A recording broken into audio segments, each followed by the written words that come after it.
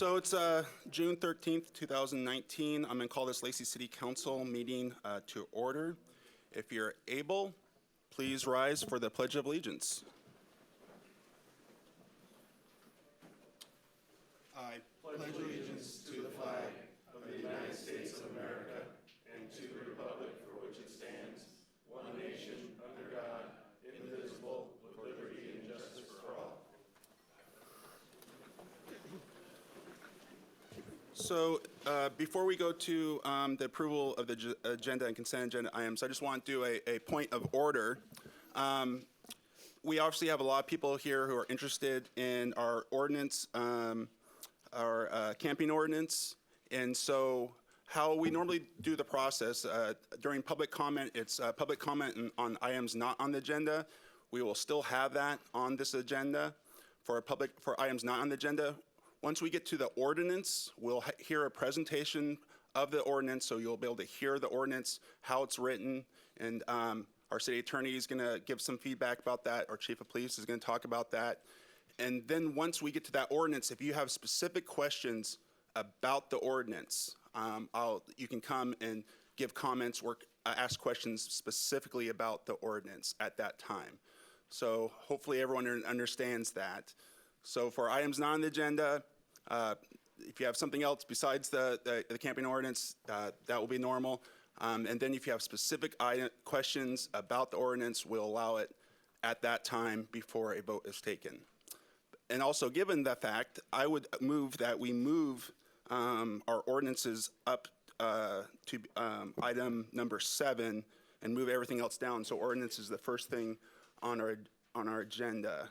So is that first so major item? Are you moving to approve the agenda with that change? Yeah, with that change. So I would second that motion. Clarification? Sure. Will you be also moving item B ahead of item A under ordinances? No, actually, we'll go through the affordable housing fee waiver first, but I'm just going to move everything, that ordinances first. 10. So 10 would become 7, and 7, 8, 9. Yeah, we'll go in order after that. Is everyone okay with that? Yeah. So it's been moved and seconded to amend the agenda. All those in favor signify by saying aye. Aye. Aye. Any opposed? That motion carries. We have an amended agenda. And so first up on our amended agenda is public comment. So if you have anyone wishing to address this council on any items not on the agenda, now is your time to come and talk.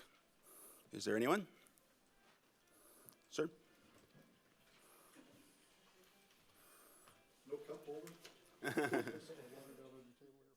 So please state your full name and keep your comments about 3 minutes. Thank you. Thank you and good evening for allowing me the opportunity to address the mayor and the city council. My name is Harold Jones, and for the record, I spell Harold H-A-R-A-L-D. I'm here to discuss the removal of the swim dock at the Long Lake Park.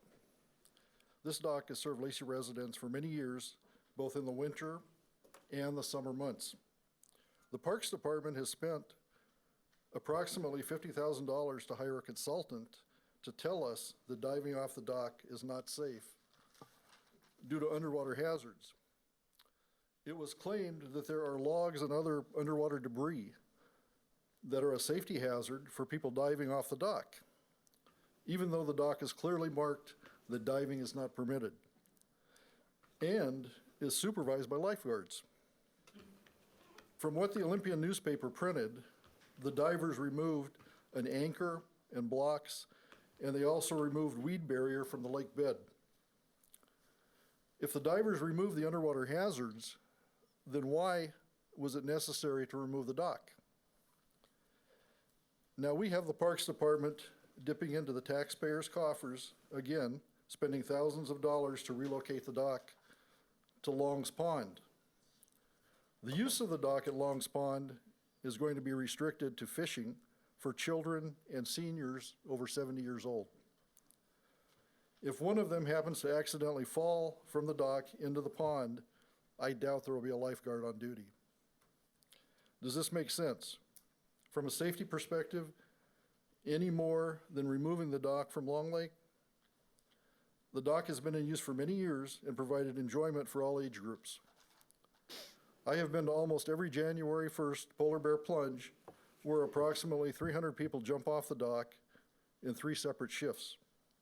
I have never seen council members Cox, Hearn, is it Greenstein or Greenstein? Greenstein, Deputy Mayor Pratt, or Mayor Ryder show up to support the community at the plunge. I have, however, seen Councilmember Stedman, who I think is a pretty smart guy, he must be to be on the city council, jump off the dock on January 1st. I have also seen our former police chief, Pierpoint, who I know is a smart guy, jump off the dock. So how can the Parks Department claim that jumping off the dock is unsafe? I appreciate that the Parks Board is concerned with the safety of the citizens of Lacey. But in this instance, I think it reaches the definition of government overreach. Life is not perfect and has risk. We climb into our automobiles, never expecting to be injured or killed in an accident, but we don't ban driving because of the risks. I am disappointed the council knowingly accepted the Parks Board's action. The Parks Board should have been viewed as a staff recommendation and acted on by the council. I ask that you reconsider and replace the dock at Long Lake Park for the enjoyment of your Lacey citizens. Thank you for your time. Thank you. Appreciate that comment. Is there anyone else wishing to address this council on items not on the agenda? Please.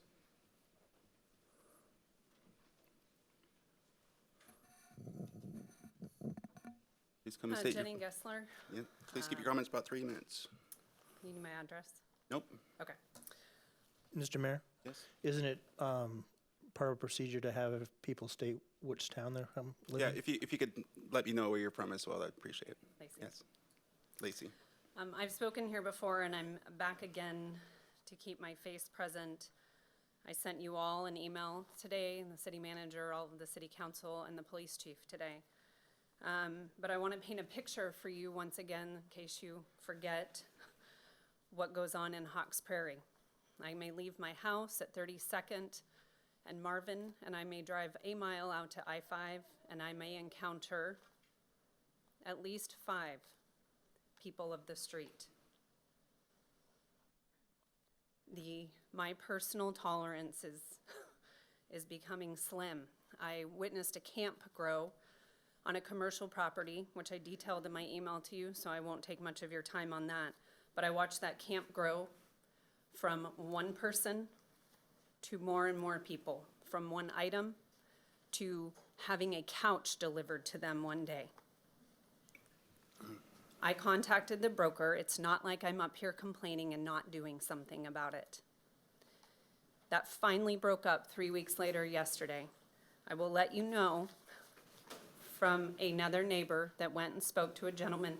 Somebody has been living on that property for 10 months undetected. He said by himself, which is not true, because I've got pictures of the other residents and their couch being delivered. That gentleman is a veteran. He has a pension, and he does not want to live in the housing that he was in before. So he is standing out on the side of Marvin with all of his belongings. That is an example for you of the people that are choosing not to get help when it's available. Again, this we are going to be addressing this issue later in the agenda. And this isn't about the camping, just so you know. Okay. This is about the continued issue, which I believe that unless you live in some of the specific areas of Lacey, you are not seeing the way that some of us residents are, especially in Hawks Prairie, where it is becoming rampant. Thank Okay, you. thank Thank you you. for your time. Is there anyone else wishing to address this council on items not on the agenda? Seeing none, then we will go into our rest of our agenda. And first up is under ordinances is our affordable housing waiver fee policy update. Honorable Mayor and City Council, before you is an ordinance that would amend LMC Section 1.20.020, which would waive certain fees. As you know, this council has tried to address the affordable housing issue for a long time, actually since 2005. And in that ordinance, currently, we have Habitat for Humanity as well as the Boys and Girls Club of Thurston County. By waiving these certain fees, that can actually provide relief for a potential residential unit up to $7,000. The proposal before you is to add CHODOs, which are community-based housing development organizations. A CHODO that is in the Thurston County area is Homes First. We are currently working on a project with Homes First to provide affordable housing opportunities to homeless teens. So the recommendation before you is to amend that ordinance to allow an additional organization called CHODOs, which provide a very specific need in the community and also meet a very specific definition under federal law. I would move to approve the proposed updates to the LMC to include community-based housing development organizations. Second. It's been moved and seconded. Is there any discussion? I think the one discussion that we had in general government before it came to the full council is that this council has talked about extending waiving these fees for anyone who's willing to provide low-income housing in the city of Lacey. Do we know where we're at in the process of coming up with criteria on when we can extend possible waiving the fees for other groups? That's a good question, Mayor. So that work continues. We think the private sector has a role to play in this in providing affordable housing. And if they're going to meet the goals of council, which would be provide units that would serve our low and moderate income population, we would do that. Planning Commission, planning staff have been working on the issue. There's some details to work out in terms of, what is the correct level of actually income, the average median income as it relates to our area, number of units that would be allowed, because there isn't actually a cost to the public, so there's more discussion about that. So right now the focus is on these specific nonprofits, but that's another discussion to have before council. Lenny? So I'm supporting this because I'm supporting it as a step in that direction. I do believe that I'd like to see that before us sooner rather than later. I think it's important that the private sector, who I think can play an important role in this, needs to be at the table with this. There's no reason that we should allow or that we should waive fees only for nonprofits. If they're building what we need built, if we need affordable housing and they're going to build it, we need to make that available. We need to make that as soon as possible. Yeah, I agreed. We talked with OMB on this issue. They're come to the table. They're interested in working with us. And so hopefully we can, the Planning Commission can make it a priority and get in front of us as soon as possible. Okay. Is there any other discussion? Seeing none, it's been moved and seconded to allow the update to LMC 1.20.020 related to the waiver of certain fees for low-income housing projects. All in favor of that motion signify by saying aye. Aye. Aye. Any opposed? That motion carries. Now, next up on our ordinance is the camping ordinance. Mr. City Manager, or City Attorney. Thank you, Mr. Mayor, council members. So before you tonight, this evening, is a proposed ordinance related to camping on public property. So it's not news that there's an increased occurrence of camping on public property. Now, this is a national issue. This is nothing special about Lacey, but it is obviously affecting Lacey, much like every other jurisdiction in this area. Now, a lot of this camping is occurring on areas that are not intended nor designed for camping. In fact, the camping is occurring, it's an incompatible use for a lot of these areas, and our city code does not address camping on public property. As you know, as we discussed at the work session last week, several jurisdictions, I would say most jurisdictions, have some sort of regulations relating to camping on public property. Now, regulation of camping in public areas is permissible. If I could just offer a little bit of a recap, there's a lot of discourse in the past couple years relating to this issue. I want to clear up a couple of things, particularly related to the Martin v. Boise case. That was a Ninth Circuit Court of Appeals decision. Now, that case, really briefly, the city of Boise had an ordinance that criminalized using any of the streets, sidewalks, parks, or public places as a camping place at any time. What the city of Boise had at that time was an ordinance prohibiting camping at all. It was a blanket over the city. Now, the defendants, the plaintiffs in the appeal, were cited and convicted under that ordinance. And what the Court of Appeals was looking at was whether or not the Boise ordinance was constitutional under the Eighth Amendment. And the court's analysis, which is precedent for us, was no. It was not constitutional under the Eighth Amendment. Now, the Eighth Amendment, it does three things. It limits the type of punishment the government may impose. It prescribes punishment that's grossly disproportionate to the severity of the crime, and it places substantive limits on what the government may criminalize.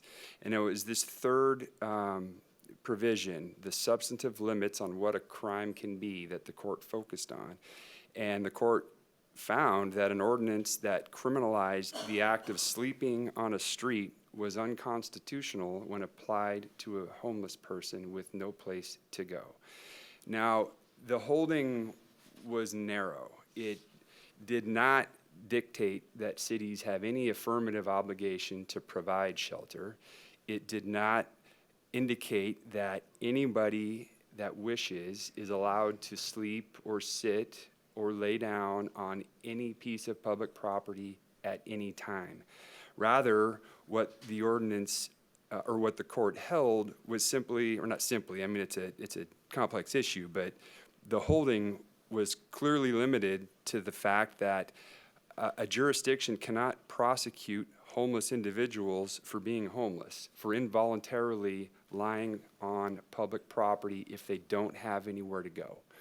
So, again, regulation's permissible. It's not a solution, nor is this ordinance intended in any way to be a solution to homelessness. Rather, it's a tool for the council to consider.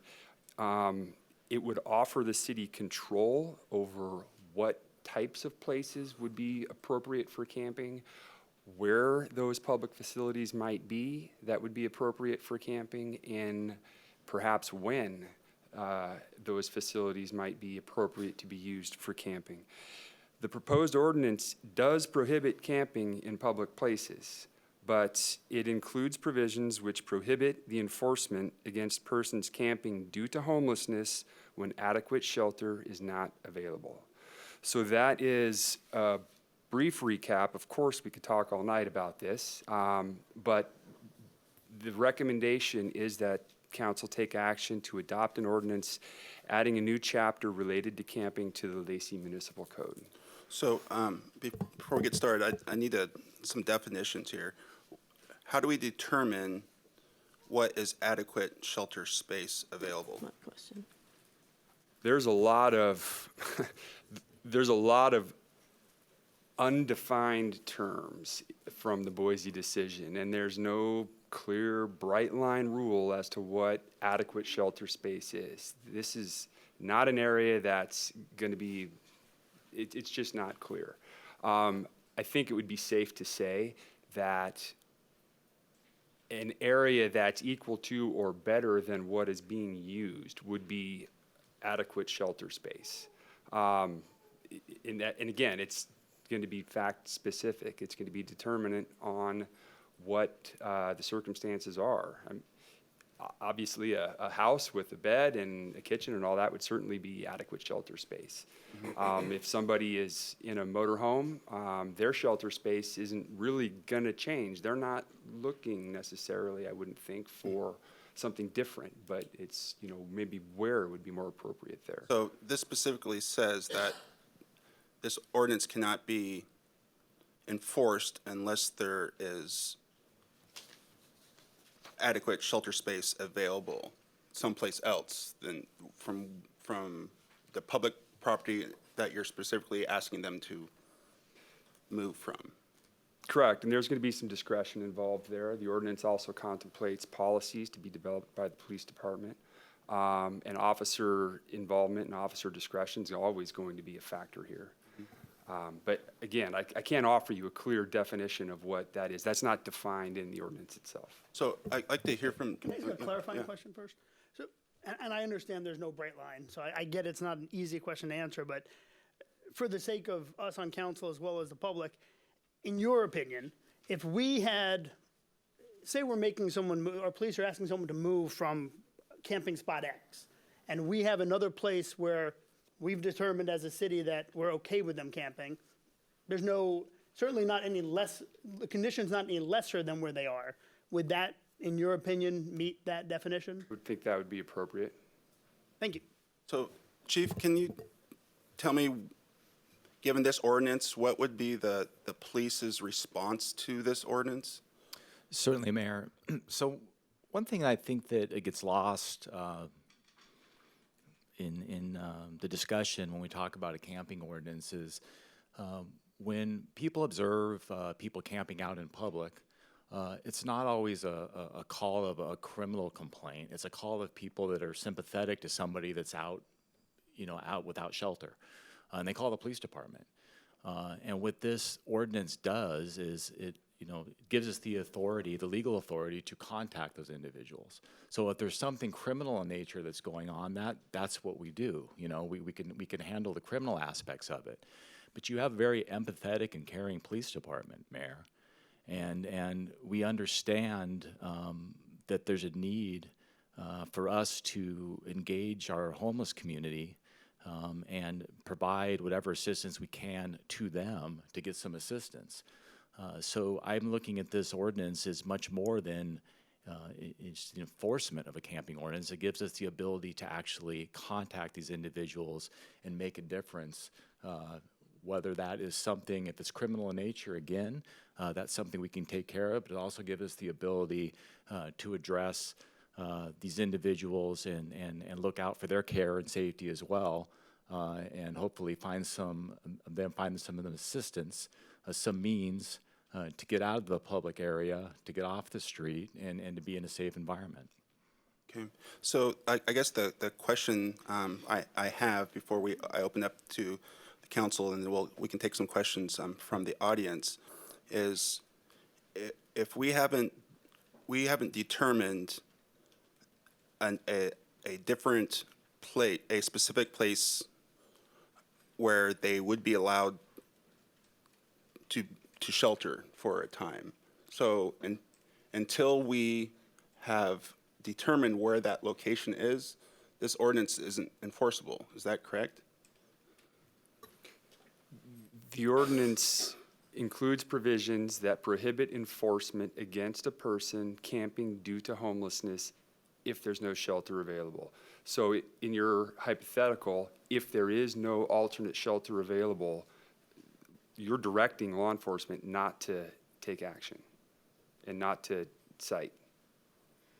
Okay. Now, one's got to come first at some point, again, and this is a tool.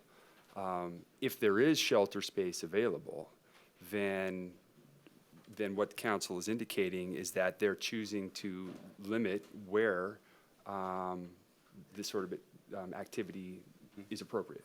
But right now, to my knowledge, we haven't had any individuals camping on public property in a tent or anything like that. What the city of Lacey is currently dealing with is people who are in RVs or trailers or in a car right here on City Hall, right? We've had RVs and trailers here at City Hall for over a month. And so right now, do we have space for them to go if they can't be at City Hall if we pass this ordinance, right? I mean, or...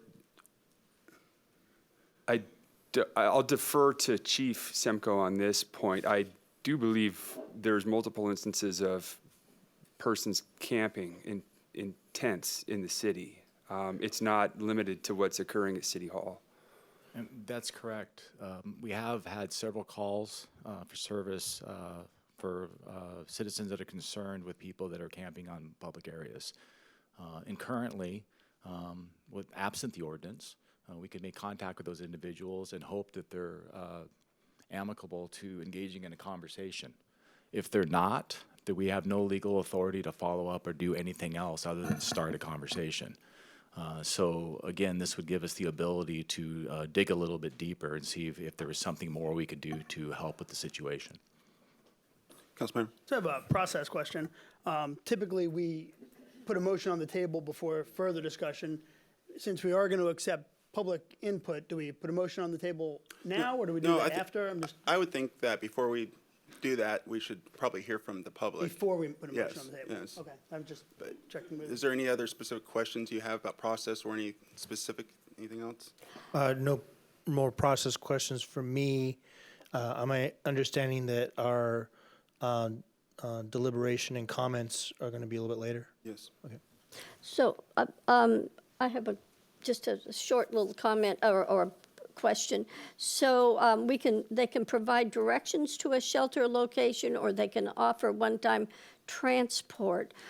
Because we deal a lot more with RVs and cars, which may or may not be functional, but it's property that you're dealing with, their cars and their trailers. How do you perceive that would work? That's a good question, Deputy Mayor. And again, it's going to be fact specific. The ordinance doesn't contemplate that exact scenario, nor I think could it contemplate that exact scenario. Perhaps it could be moved to that facility if it's broken down, and why is it broken down? Perhaps it needs gas. And there's I think this ordinance and the enforcement of it, it's going to depend on the particular facts, and there's going to be new developments, and there may be need to, down the road, take different action or expand or amend, as occurs with a lot of ordinance that this council's passed. Is it possible to have a small slush fund in there that maybe could fill the gap if that ever occurs? I mean, I defer to the finance director or the city manager on that point. yeah. I think there's a number of variables that we will not know. I think we could rely on the charity of the community or other nonprofits to deal with those situations, but we'll have to deal with those on a case-by-case basis. Okay. Is there any other specific questions about this ordinance? Language or any? Okay. So at this time, if there's any specific questions about this ordinance, I'll now take them from, from the people who signed up. And I think, is Karen White the first person to sign up? Is Karen White here? Do you not have any specific questions? Cheryl Kelso, yes, please. Can you please come up to the podium and please keep your questions or comments about this? Mr. Mayor, are we going to have them state what town they're from? Yeah, can you please tell me obviously your full name and where you're from? Cheryl Kelso, Lacey. I went to Lacey grade school. So I grew up here in the 50s when our founding fathers, in their wisdom, chose not to allow Black Americans in the community. And in some it was deplorable, shameful. And as I look at this, I think every time we ask a specific question, it's up to the discretion. I don't think you've really thought this through as to what this could actually mean in the long run. For example, and this is my question, let's say I go out and tie one on, and I'm in my car, and I decide I should not be driving home, and get out a blanket and a pillow, and I'm sleeping in my car.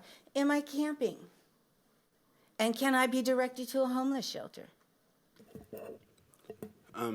Chief, how would you deal with that circumstance? Well, I know I shouldn't be out drunk in public, but I would say that if you were out drinking and you pulled over someplace, you have a place to go. You just are not able to get yourself there safely. And if someone called because they felt that you were camping, then we would take appropriate action based on your situation as being a citizen that had a little bit too much to drink and made the wise choice to pull off the road. And then we could offer assistance, which would be very different than the ordinance we're talking about this evening. But it would still be camping, wouldn't it? I'll add to that, there's another ordinance that the city has related to parking, and that just limits the amount of time to 24 hours. So so when you define camping here, have you put a time limit on it? Yeah. In this specific ordinance, there's not a time limit. So aren't these things that we should be working out as to what the definition of camping is? That's in there. And is it? Yes. So that's a good question. Is time not a part of this ordinance? Right, that's your question. Well, he just said Yeah. 24 hours wouldn't be enough. and A. Would, yeah. Sorry. No, that's a But I good- will open this up to other people. I Yeah. feel like I've taken enough time. Okay, thank you. Also, Mr. Mayor, the ordinance is online too. Yes, the hopefully does everyone have seen a copy of this ordinance? Yeah, it'd be nice if we had copies of this ordinance. I just like to say that they might not have a residence, but they are our neighbors.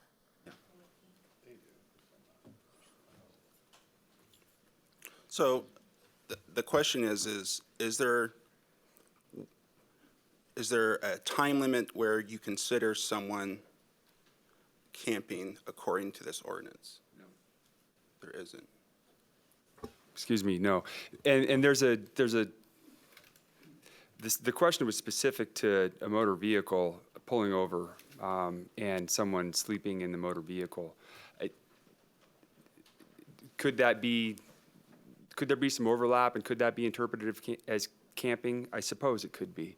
And if there was certain enough time for law enforcement to be called upon for them to investigate, I think there's always going to be officer discretion involved, and I just reiterate that there's also parking ordinances more specific to vehicular use already on the books.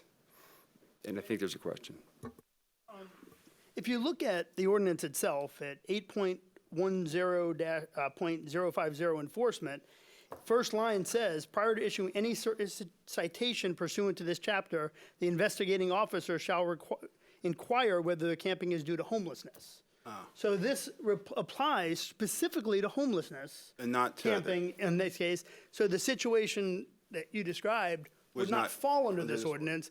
That would fall under our parking ordinance, or possibly the idea that you've been, you're intoxicated in public, which would be another law enforcement issue to deal with. Thank you. Thank you for that clarification. So also, on A, it does mention for the purposes of habitation, which is quite different. Got it. Does it require the person to incriminate themselves by saying that they're homeless? Well, this would, They're not criminal. Have all the same constitutional protections that all Americans have. okay, so that's a good question. Thank you. So next up is Martin Stafford. Yes? Specific questions about this ordinance. Please state your full name and where you're from. Keep your comments 3 minutes. Martin Stafford, Lacey, Washington. I'm curious, I can see a lot of really good intent, and for both sides of the spectrum, where you have people that are concerned about safety, their individual safety of the residents that actually are established here. So many of the homeless that I see, there's so many different reasons for it, and I'm not going to get into that. But it seems that to move someone or provide additional safe location for these people to be, whether they are a permanent resident of Lacey or Washington State or California, it doesn't matter. I think it hinges on the alternate location that you're looking to put someone, or maybe advise them what's available to them. And I just don't see where there's a whole lot of viable solutions in that particular regard.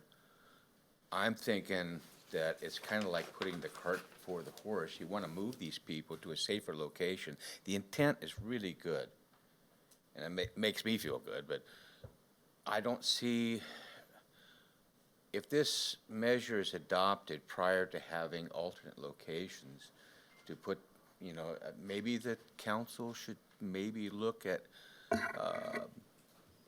alternate locations within their jurisdiction and establish that.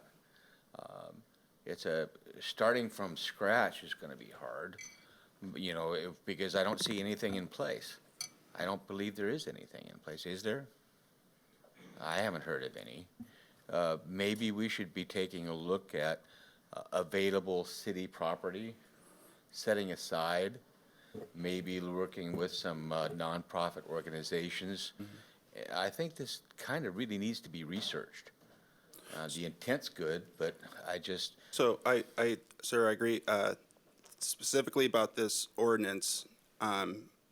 Obviously, in the ordinance, it says that we're unable to move someone unless they have another adequate place. Exactly. And so I know this council is working on that issue. And so that is it's the cart before the horse question that we have to ask, is like, which comes first? Well, obviously, at the end of the day, if we don't have a space, then the ordinance is not enforceable. But we're working on that as well. And so there is some regional plans in place, and I know that the city has looked at a couple places. They're not quite ready yet, but we're looking at that as well. And so I get what you're saying, but I think within the specific ordinance, that is a different issue of like where and what the place is not necessarily addressed in this ordinance. And so I understand that, but in some ways, that means this ordinance is not enforceable until we have that place. And I think we all understand that. oh, okay, maybe I might have Yeah. missed it. Mr. Has Mayor? anybody maybe taken a look, please? Yeah. Yeah. Yep. I'm really glad you brought this up early, because as the mayor was saying, you know, we've wrestled with this question and been thinking about it a lot. So thank you for bringing it up.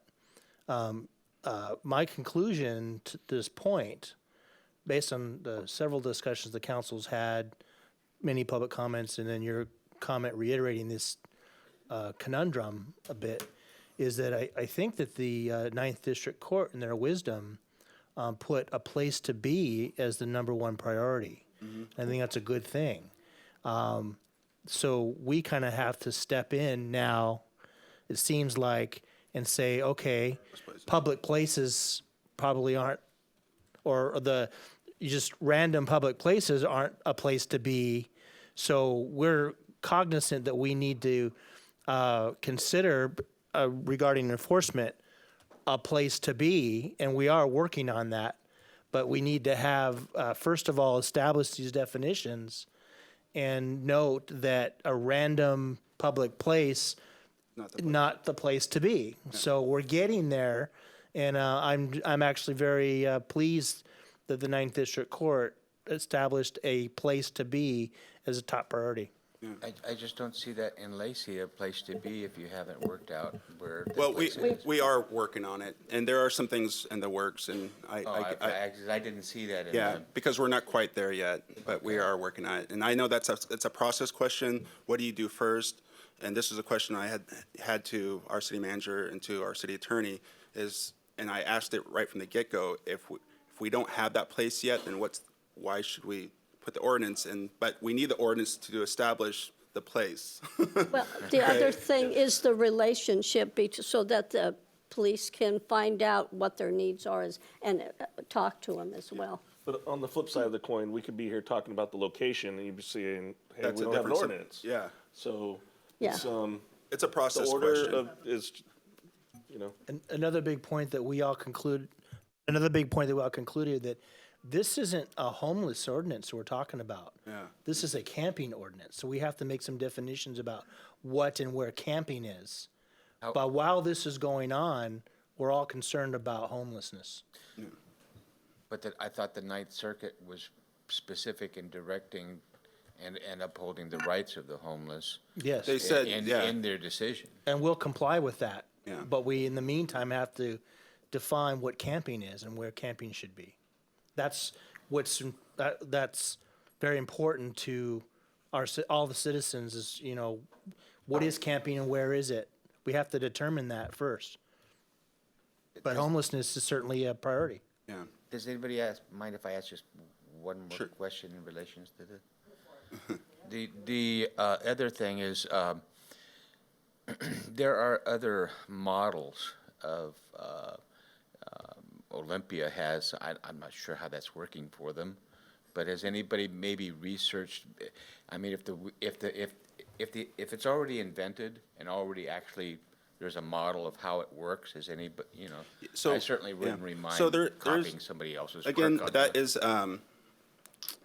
the where and how is different from this ordinance. What this ordinance is trying to do is establish if the person who's there on the property, if they're homeless or not, right? And if they're homeless, then, and if they need someplace to go, we need to be able to direct them to a place to go. If there's no place to go, then you're right. This ordinance does not do anything. But there's, in some ways, those are two separate things. And I'll right? just add to your question, Olympia has an ordinance almost identical to this. Yes. This is not new. The So difference, This is a different issue than mitigating the, So this is templated somewhat. Oh, yeah. yeah. no, there's several jurisdictions Yeah. around. The difference between this ordinance and Olympia's ordinance is Olympia's ordinance does not require for them that there's another place for them to be. This ordinance does. And Olympia's ordinance has language recognizing that the city manager can allow camping on city property if there's been an emergency declared. There's slightly different processes, but That's- prohibition against camping is in Olympia. That was my concern. Okay, thank you. I was going to say, and I understand this is a very complex issue, homelessness, obviously, but we have to separate the camping ordinance from homelessness and mitigation of homelessness. They are two very different issues, and that is an issue that, believe me, this council's been talking about a great deal. We had a retreat for a full-day retreat where that was the primary topic of the conversation, and it is something we're working on, believe me. But this ordinance is not meant to be a solution to homelessness. That's not where we're trying to get with this ordinance at all. It's really trying to identify who's on the property, if they're look like they're there on a semi-permanent basis. Are they there because they're homeless, or are they there for some other reason? And if they are homeless, then directing our officers to find a solution for that circumstance, right? That's what this ordinance is trying to do. So, yeah. Right? All clear with that? Sure. I'm trying to go in order, but did you sign up for? My name is Minister Phoenix Went. Okay. Please give your full name, where you're from, and keep your comments to 3 minutes. Yes. Again, my name is Minister Phoenix Went, and I am actually of the houseless family itself, and I'm here to represent them specifically. Good evening. The 8th and 9th Circuit Federal Idaho judge has made a ruling of no criminalizing of our subculture. This second attack on us is unconstitutional. You are our landlords. You must give us proper assistance to gaining proper housing according to the law. Since there is no relief yet provided, you are out of compliance. Along with the sheriffs are the jurisdiction officers, that the abuse of police powers could be used. Along with the Thurston County Commissioners declared a public health crisis for us houseless. You are part of Thurston County and the western states. Thus, you cannot go against a higher authority. So if your mother, father, your family member is out on the streets, how can you be the governing agency who tells others and yourself that you can't fight and use your position to protect your family member from death or harm? Do you have a specific question about this ordinance? That's what I'm asking. How can you be the government agency who tells others and yourself that you cannot fight and use your position to protect your family member from death or harm or abuse of powers? I'm not sure if that is a part of this ordinance. Yes, it is, because you're abusing who we are as a family. And on top of that, how is it that you can even do it this way? Remember last year, or the 2 years ago? I said 4 words to you guys. I will stop you. So, Well, this time I am asking of you, do I need to stop you? Because I do have an attorney as well. We have an attorney that will protect us from an evil criminalization of us. So specifically within the ordinance, what's the question that you have specifically about this ordinance? You are our landlords, according to the Thurston County Yes. Public Health Crisis. How can you have an attenuation and discrimination law placed against us or ordinance placed against us? I don't, yeah. Thank you for your comments. The ordinance was written in working with our legal staff, our city attorney. We do not believe that it violates your rights or anyone else's rights, and we do believe that it is written in accordance with what is current law, including the Boise decision. So obviously, you're free to disagree with us on that, as all people are free to disagree with any of the decisions this council makes. But we certainly would not be considering or even voting on something that we didn't believe was constitutional and legal. Yeah. And again, specifically, if you are in a public place and you're homeless, an officer can only direct you to some place else that's safer than that current public place. So are you saying this ordinance shouldn't be able to direct you to a different public place? If that particular public place was the only place that you could be in when you have medical conditions that could physically prevent you from going any further from, yes, food, yes, from a place to shower, and that is the only central spot to be able to actually move to. And here's the next question. How is it that you guys can allow for a municipal code that you guys are obviously struggling to get through when it has enough problems already and issues? Then how can you let an ordinance go through that has issues? That's what we're here discussing today. I'm not sure this ordinance is criminalizing anything. You're going against landlord-tenant law. You are criminalizing us. Okay, thank you for your No, I'm comments. asking, why are you going against landlord-tenant law? Is this going against landlord-tenant law? No. Yes, it is. I don't think the council has an obligation or the You are council's. landlords. You the have council's- obligation to us. We can't spend the Council evening is- arguing with you about it. And that's your 3 minutes. Is there anyone else? Please. Well, okay, I guess John Pettit, sorry. Thank you. Good evening, City Councilman. I have actually read through the ordinance. It was online, and I want to tell you, I think it's a very good ordinance. And yes, it is a camping ordinance. It's not a homeless ordinance.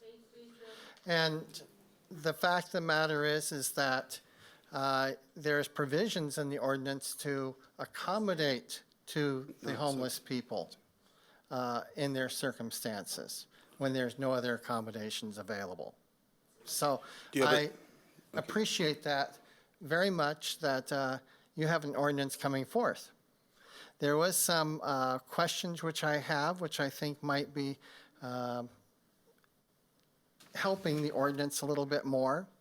And I think that the city's police chief over here, he had suggested that by having an ordinance, that actually enables the police to address these people for question and purpose of what they're doing.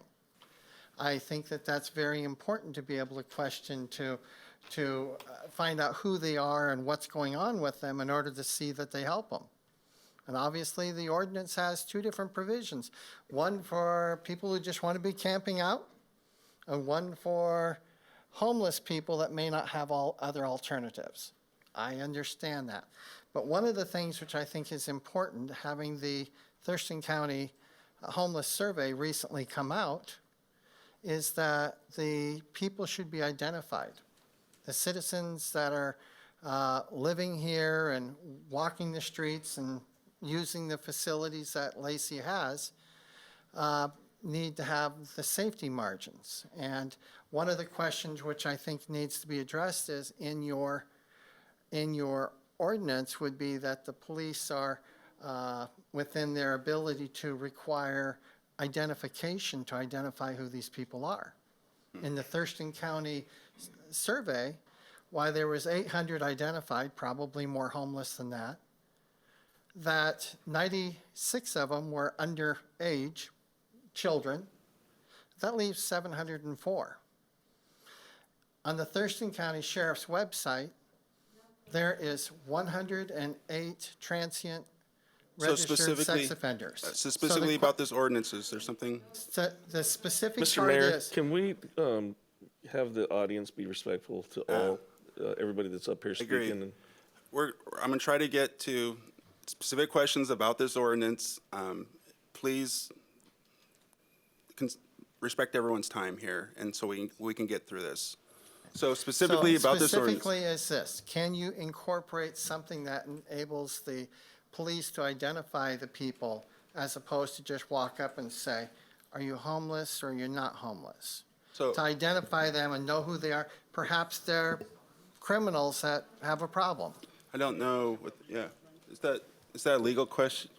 Well, I think. I'm sorry. I think perhaps, Mayor, again, I'd just like to reiterate, council on very rare occasions allows any sort of comment or any sort of question on items that are on the agenda. Mr. Mayor, you did couch it as questions, and I would just perhaps, my understanding was that the council was going to allow brief comment and questions about the topic. And maybe is that a clarification that could be made? I've been clear all along, this needs to be specific questions specifically about this ordinance. That's not how I understood it.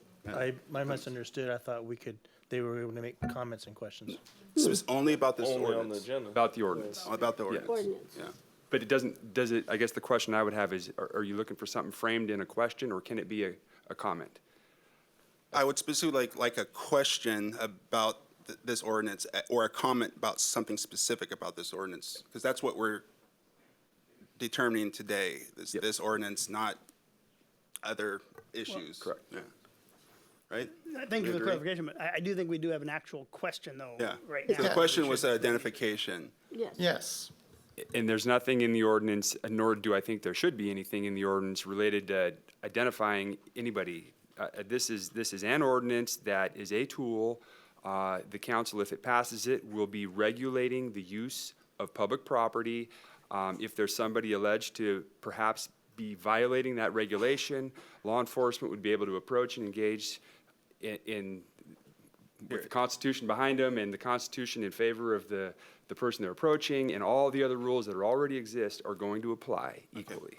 Thank you. Okay, thank you. Okay, and So, as a regional issue that homelessness is, are regional facilities that are located outside of the city limits of Lacey considered to be accessible shelter, as the Supreme Court order had suggested? At what point in boundaries and how far away are facilities that are available? Most are in Olympia right now, so. Thank you. And to answer that question specifically, that's one of the gray areas. As this council knows, a lot of the council's funds are budgeted for some of those facilities that don't happen to be in the city limits. One of the proposed homeless mitigation sites, that's a joint effort amongst all the jurisdictions, is right outside the city limits, but it's in unincorporated county. So I think it's clear that shelter space could be outside of the city limits, but how far, where, those are open questions. and that's, Can I just add something to that? Yeah. real quick? I just want to make sure that it is clear to the public that the city of Lacey is budgeting and spending tax dollars on the homelessness issue. Even though those facilities may not be located, I just want to read what our city attorney said. We are spending money on facilities that are outside the city, so we are doing our part to help. There's a lot more to be done, and we've got a lot of work to do. But I do want that to be clear, because if the only place that we have to move someone to is outside the city limits, we are still funding these locations, these operations. So there would be nothing, and I don't think anything. but, yeah. Council answered it, but I don't see any reason we And wouldn't. as use far that as I surrounding know, area. a lot of those facilities are booked. And so if they are full, then they wouldn't be available. Okay, so And then, just as a secondary part, does that mean that you're going to be supplying the police department with a list of available bed facilities that would be available at all times? And so that way, when they approach someone to say you're homeless, and they say, I'm homeless, Yeah. then that's it. Oh, well, we don't have anyone, you're okay. So that was my questions. It needs to be addressed with some clarity. That's my comment. Thank you. Chief, I'm sure you're aware of, Yes, I'm very much aware of the issue of where folks would be directed to, and that certainly is a regional problem. That spacing that was discussed earlier, and when that does become available, that is certainly something that our staff will have readily available. thank you. So next up, Lisa, do you have a specific question about this ordinance? Okay.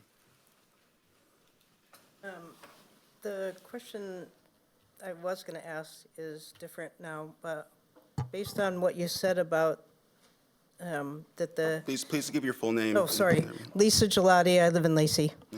Okay. My question is about what you said about passing this enables you to do other things? I don't understand that. So without this ordinance right now, we are unable to engage anyone who's on public property on why they're on public property, because we don't have an ordinance in place that would allow us to address that. Okay. Yes. I'll just clarify, I mean, law enforcement can contact anybody at any time just to engage in discussion. But the fact of the matter, maybe Chief can expand on how that might play in. So if somebody's camping on public property, and to the attorney's point, we can go up and talk to anybody. It's called a social contact, and have a discussion with anyone. However, if the person chooses not to speak to us and they're not in any type of violation of any law, we have no choice but to turn around and then walk away and not address any issue that may be there. So currently, there isn't any tool for us to legally engage someone that just doesn't want to be talked to. So that's what, whether or not they're homeless or anything else, if they're on public property camping and don't want to speak with law enforcement, then there's nothing that we can do further than request a conversation. Okay, now on the ordinance, it does talk about being able to enforce and jail people and fine people up to $1,000. So I wanted to know how enforcing a camping ban is going to help the situation, number one, and how it's going to help us to be a more progressive city, or more accepting, and be able to move forward with. Yeah. So the question specifically is when would a police officer impose a fine, right? That's according to this ordinance. Chief? Well, let me be clear that the law enforcement doesn't impose any fines. We just enforce the law. But I think, if I may, Mayor, I think what our community member may be asking is, absent criminal activity, obvious criminal activity, which I'm sure you would all support that we take care of, how does this ordinance help anybody, right? Right. Is that what your question is? Right, Just to be and how blunt? does it help us move forward Okay. with a potential mitigation site? So let me answer that from a great deal of experience I have in this area, coming from Southern California. Right now, today, and it happened today, when our officers get a call from somebody that's been camping in a location, an unsafe location for the person that's there, who may be mentally ill, who may not be, but just does not want to talk to anybody, that wants to stay where they're at. And doesn't want to engage in a conversation. There's nothing that we can do but to walk away. This ordinance would enable us to have the legal authority to speak to that individual, and if they're not violating the law, then then we just turn around and we walk away. If the person is violating the law, that remedy we can take care of. And if the person is, in this case, again, this isn't a homeless ordinance, it's a camping ordinance, but if the person is homeless, the terms of the law dictate that we will not enforce this ordinance because they are homeless. Okay, thank you. Ron Workman? And great. Great, thank you. I appreciate it. And I hope if your question's been answered before, let's not come up and repeat the same question specific about the ordinance. We're going to try to get through this. Jack Potter. Hi, everybody. I'm the homeless vet that's sleeping in one of those trailers back there, and this is the program I offer to help raise funds. Mm-hmm.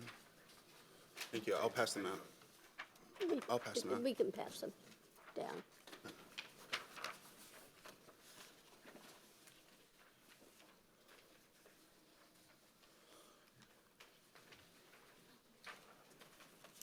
Thank you. So, you have a specific question about this ordinance? Please, sir, over here. Oh, okay. So, Please. all Please right, folks. state your full name and keep your comments about 3 minutes, specifically about this ordinance. All right, folks. This is what's going on. I live in the travel trailer behind the police department, and I'll tell you what's going on. A lot of folks are homeless, and so these signs will help folks get off the streets.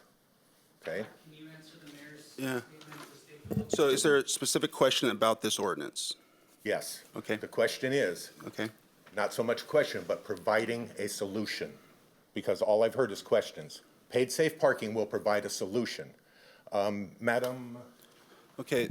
Pratt. Yeah. Madam Pratt, you asked about a slush fund. Paid safe parking will provide that slush fund. What it is say the Shopco parking lot, which is not being used right now. We have a loss prevention officer in Lacey, or a theft prevention officer, who can go and talk to Shopco. And then folks like me can have a safe place to park for 1 month for a very nominal fee. There's no electricity. There's no bathrooms. You, of course, putting one there would be a smart idea, but there would also be smart to put trash collection there. But you would also know who's there. Everyone would have to be licensed and insured. Thank you. That's, Okay, so all I'm offering today what- is a solution. okay. Okay? That's all I wanted to give you. God bless. Gabe? Gabe?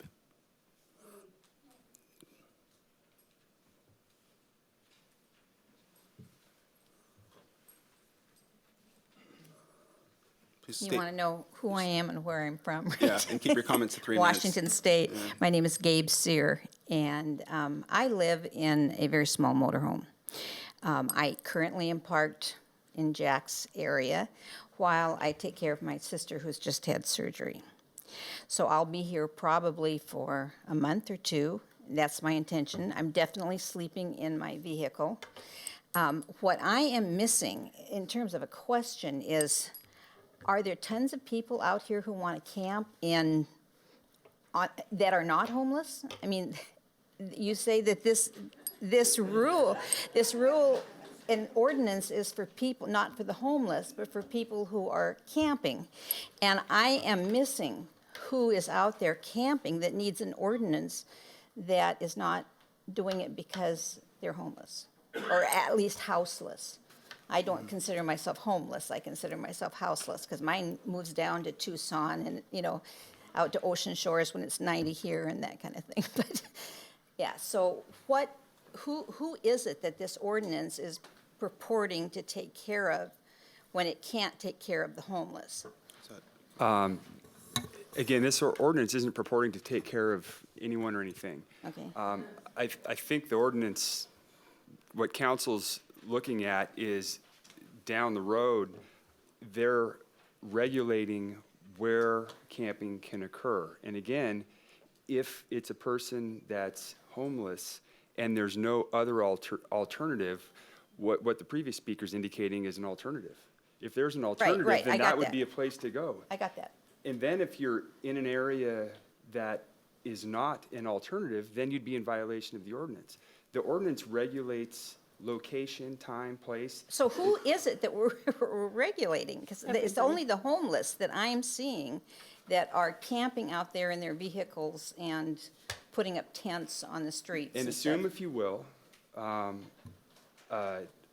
maximum available shelter, okay? As has been discussed, there is not clearly available shelter all over Lacey, okay? I think we can all agree on that. Right. If there were, then the place to be then would be in those locations. And then this ordinance would prohibit the ability to camp, like on the sidewalk right out here, or in the parking lot right behind us, or in the police department parking lot, or at the library.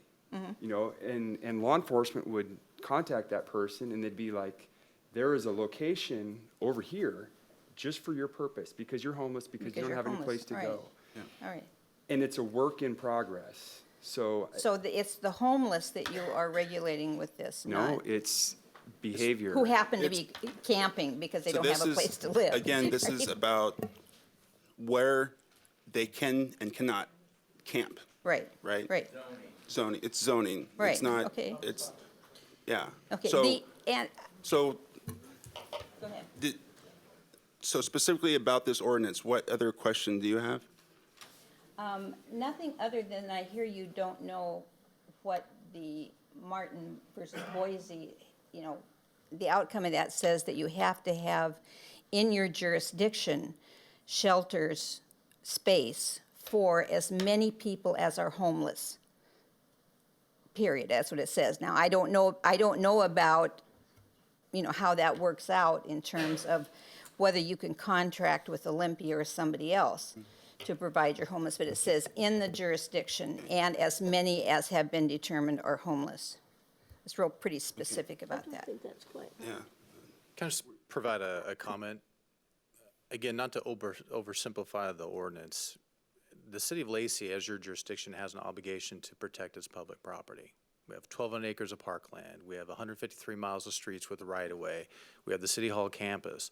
What this ordinance is trying to communicate, that those activities, i.e. camping, is not allowed in the park system, in the right-of-ways, in the City Hall campus, or any other publicly owned property.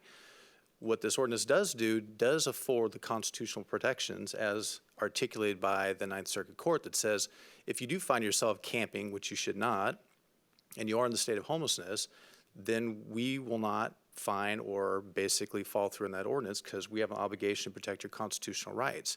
But in general, we also, our obligation as a local jurisdiction is to protect the public property that the public expects us to be stewards of. So by having this ordinance, which there is a void in our current LMC, we do not have a regulation that dictates so specifically to the right-of-ways and other owned public property. So by having this, we're clearly communicating that this is not a compatible land use activity on public property.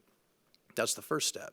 Then the second step, if there are people that are camping that maybe find themselves in homeless, we will do that in different ways, but this is the first step to sort of address that issue. So simply that is what this ordinance is trying to accomplish. It's your turn. It's not so much a zoning issue, it's just trying to clearly communicate to the public that public places are basically available for everyone. And camping is not a foreseen activity in those areas. And then and in order for you to be moved, there has to be a place for you to go. Right. So again, I'm not sure what your question was within this ordinance. Well, The question is, who else is going to be affected by this other than homeless people? right. So may I answer something? So we are not putting a name on those because we don't want to criminalize anybody. It's camping, so that it's not a person. It is where the activity occurs, period, regardless of who it is. Secondly, we also have a responsibility besides protecting public places is the environmental health of our public places. So, you know, we don't want to put somebody at health risk for having garbage, human waste, et cetera, in an area where people could get quite ill, or that it would damage our groundwater and surface water types of things. There's that issue on top of all this. So location is a big deal. It is not who, but where. So we don't put a name on the who regardless. Now, all of you are saying homeless. Well, it could be. We don't care. I mean, we don't care whether it's homeless, a homeless person, Care about the activity. or another person. We care about the activity where it's at, if that's clear. I'm sorry. That's not our intention. Yeah.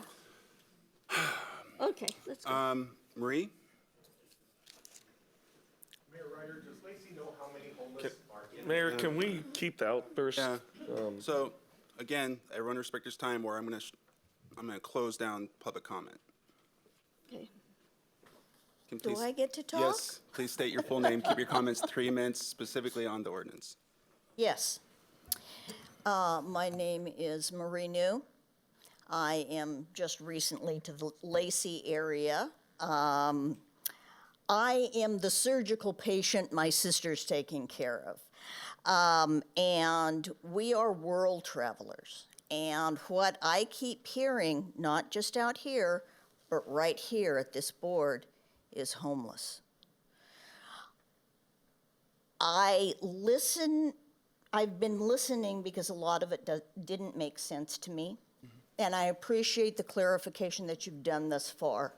However, you did not bring up the fact that there had been 2 cases, not just the Boise case, and that in Los Angeles, in the case that the Ninth Circuit Court dealt with, camping is sleeping with covering. Now, that means if you're in a park and you're taking a nap after having a picnic and your arm is over your face, that's camping. If you are on the side of the road in your vehicle and you have pulled out a blanket, that's camping. My question that is terrifying me is the only reason that I can see for this particular ordinance is to give the police probable cause to move, arrest, fine those that the fine people of Lacey decide they don't want here, making them less. Do you have a question about a specific definition under? How is this not a way to have probable cause for the police to fine, disperse, and jail quote-unquote campers? That's not the intention of this ordinance. Yeah. This ordinance specifically says if you're camping in a certain area that's not compatible, you will have to move to a different area that is compatible. Unless we don't have another area that's not compatible, then you will be able to stay there. Mayor, it seems like the chief's opening comments answered this question. Yeah. Well, then how come it can be a misdemeanor? How come you can be fined by this ordinance? If you don't move to the space that has been designated, is the only way this could be enforced. And it has to be available. And just one further clarification on that. Keep in mind that the police do not impose fines or jail anyone. The police, we have a court system for that. So if in fact you were deemed to be in violation by the police, it would go through the court process. The police do not have the power to issue a fine. Right, Only but the court you're system can giving do them that. the power by making an ordinance. Well, the ordinance would allow the police, if there was a place available in case of someone who is homeless, to direct them to move to that other location. Again, we That's are what it does. off the specific questions about this ordinance. So, okay. There's people still, I'm sorry, we're gonna go in order. At the end. Okay. Yeah. Nancy?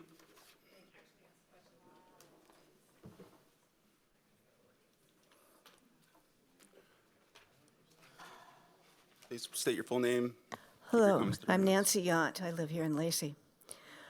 My first question is, when a policeman or woman would see somebody in a camper and ask them about their reason, whether they're enjoying the nature or whether they're homeless, and there is, let's say, a place in the shelter in Olympia, are you suggesting that they then have to go to a shelter and leave their place where they have already to sleep, go sleep somewhere else for one night because it's a one-time thing, and especially in the winter when the shelters fill up and people who are sleeping without any shelter at all would need that space, and we're taking people out of their vans to go sleep. Is that what this is saying? No, specifically in this ordinance, if they're in a place that's City Hall, we would direct, and if we didn't want them to stay in City Hall, we would direct them to a place where they could move their RV and stay. Good. And for where a would period that of time. be?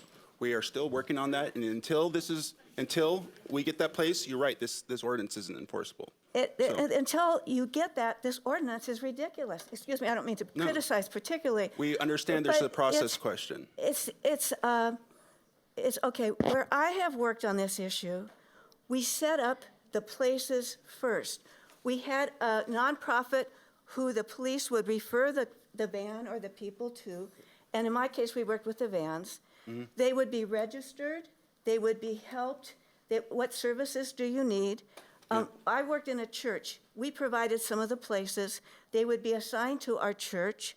We would provide a bathroom. I understand They that. had rules. They couldn't leave their stuff all over, blah, blah, blah. And as they progressed in the process with the nonprofit, getting a job, whatever, they would move out of the space. Somebody else would have a space. I understand that. Okay, until you have that, this is premature because what you're saying is you should not be existing here. No. And we I'm don't know not where gonna you go- should exist because No. we haven't done it yet. And that is an existential question that is, how can you pose that to a real human person? It's unopposable until the actual. So again, we've talked about the process question is is the ordinance come first or the space come first? What we're saying is we need the ordinance and then we are working on the space and the ordinance cannot be enforced until there's space. I have We never understand seen that before in the cities I've been in, because to find out who somebody is and tell them what to do when you haven't got your plan is not necessary before you have your plan. Okay, thank you for your comment.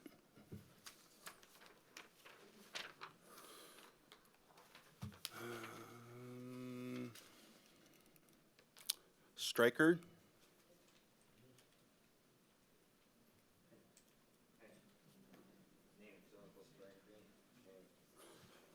Can you please state your full name and keep your comments about 3 minutes? And do you have a specific question about this ordinance? Okay, it's okay. Even though this ordinance, basically, I'm Uncle Stryker, and Could I you pick love up to. the mic, please? Oh, What's your name for the record? oh, real name? Oh, Yeah. Ronald E. Jarstad, basically, but I usually don't give off my dead name. It's okay. because I actually keep my kids protected and my nieces Thank and you. nephews that have. Do you have a specific question or comment about this ordinance? Yeah, it's because of the situation that we haven't been doing our jobs and stuff like that, and we're kind of feeling a little lazy. It's because we haven't been learning and keeping ourselves growing better and keep ourselves well established. That was my problem, was when I came here today to go with this establishment on it.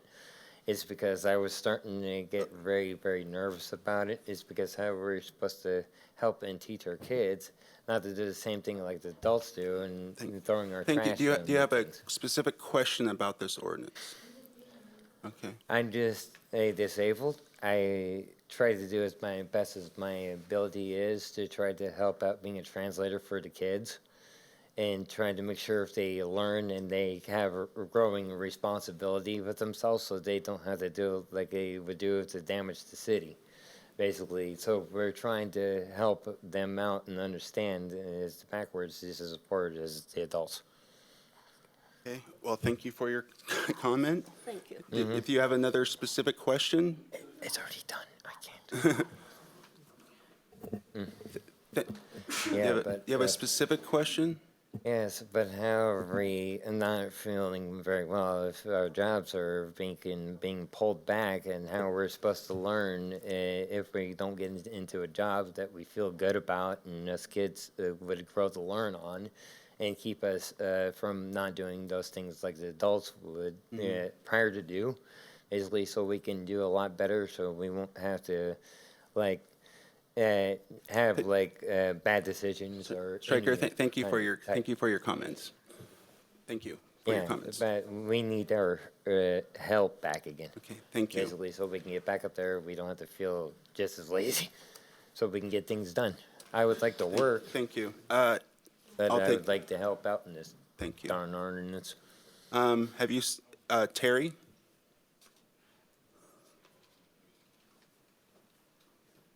Terry Johnson, yes. Good evening, Terry Johnson. I live in Lacey. Boy, oh boy, you folks have your hands full here. Actually, I want to open up with a public apology to Rick Walk here. I made a comment a week or so ago at the city or the planning commission meeting, and it was a little uncalled for. So I'm apologizing to Rick for that statement. He graciously met me outside, and we chatted about it, and I think we put it to rest. But nonetheless, I wanted to apologize to you for that, Rick. At any rate, you folks have your hand full. Just something I want to say about this ordinance. Whether you folks agree with it or disagree, I voted for every one of you up here with the exception of Linda. I know you're recently appointed, but I just want to remind you folks that you guys work for us, and I hope you truly listen and support the voting, tax-paying citizens of Lacey. That's all I want to say about this ordinance. Thank you. Steve? Can I ask, is there a way to get on the list if we missed our meeting? I'm so, we're getting, that's near the end, and we've taken public comment more than we normally would, so we're gonna have to get on with this meeting. Yeah. My name's Steve Nutzwander. I live out in Meridian Campus in the growth area in Lacey. I've been involved with the judicial process for 47 years myself. So when I read stuff, I kind of read it as it states and not what I want it to read. And one of the problems I'm having with this, and I guess I want clarification, is that it says any person. It doesn't say homeless or anything else. It says any person to store personal property, including camp facilities, tent vehicles, and camp paraphernalia, in any park, any street, or publicly owned parking lot, or publicly owned area, improved or unimproved, blah, blah, blah. So my question to you is, first question to you is this. My Uncle Smith and his 12 kids drive up to my house in their fifth wheel and camper, and they park on the public street in front of my house, and I hook them up to my water system and my electricity, and according to that, they're in violation of your ordinance. Is that what your intent is? City Attorney? So again, parking recreational vehicles on public streets, not private streets, but public streets for more than 24 hours is a violation of a parking ordinance. It's a separate already ordinance. on the books, correct. Well, then the next question is, if we already have that on the books, then why do we need this ordinance at all? Because that sort of takes care of all this to begin with. And so those would be two ordinances that could, as you point But out. my point is, you don't need the second ordinance when you got the first, because the first takes care of the second.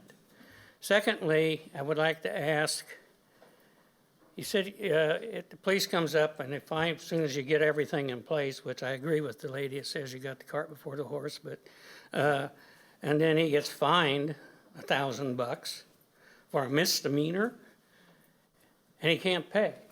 I mean, most of these people you're dealing with don't have enough money to you go get a motel room, must pay you, the city of Lacey, $1,000 because they violated this ordinance. What are you going to do with that?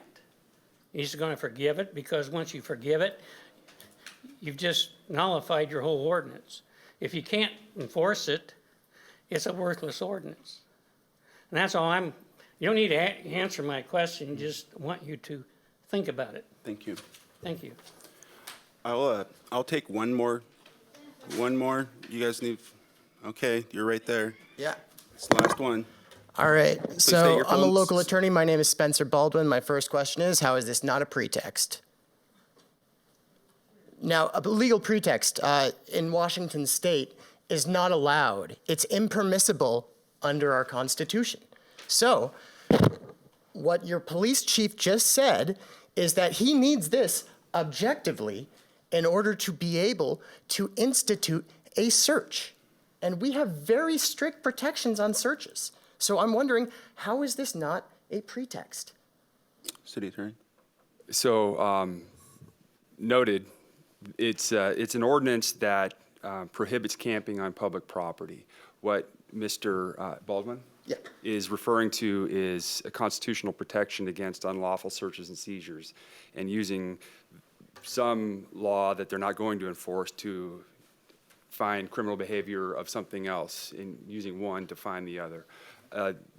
There's court process to undermine that. I mean, this doesn't relate at all or contemplate pretextual stops. It's a camping ordinance, and it prohibits camping on public property. There is a whole Title IX of the Lacey Municipal Code, containing myriad criminal offenses, all of which could be argued in the court that the contact was pretextual. This is just another ordinance. And any argument like Mr. Baldwin's illustrating would be carried out and could be carried out in the And that's court. expensive. So how expensive do you anticipate this ordinance to be in terms of officers issuing ordinances and me going against Joe in the courtroom?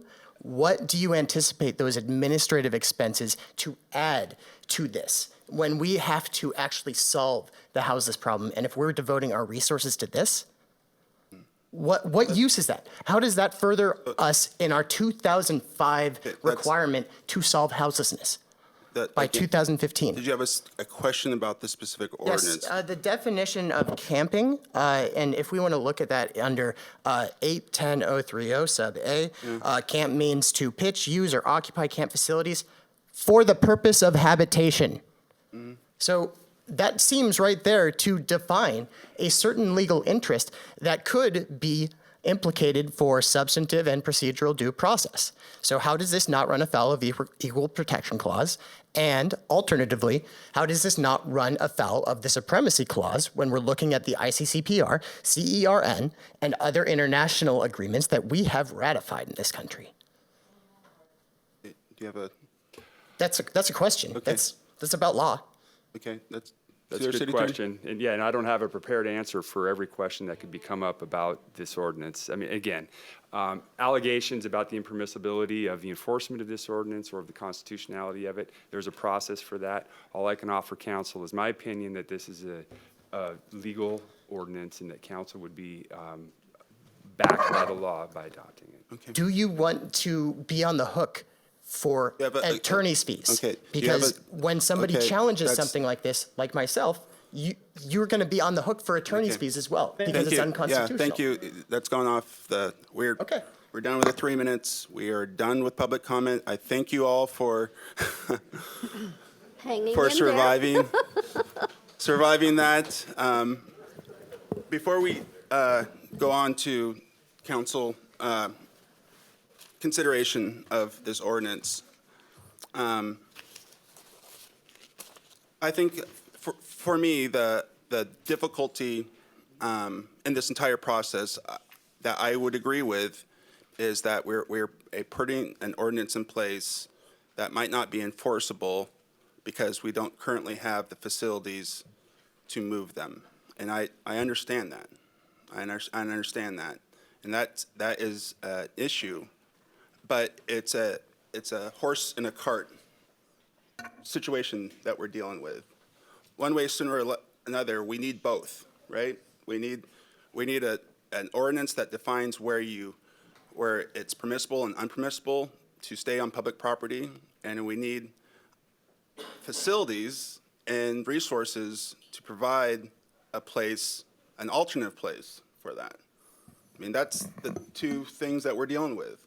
So in my mind, they both come together, and it won't be effective until we have both. But we need both. So as we go, I'd like to put it on the floor for discussion. yeah, So is there a number to this ordinance? you can. Or to It says, refer it by the it's- context?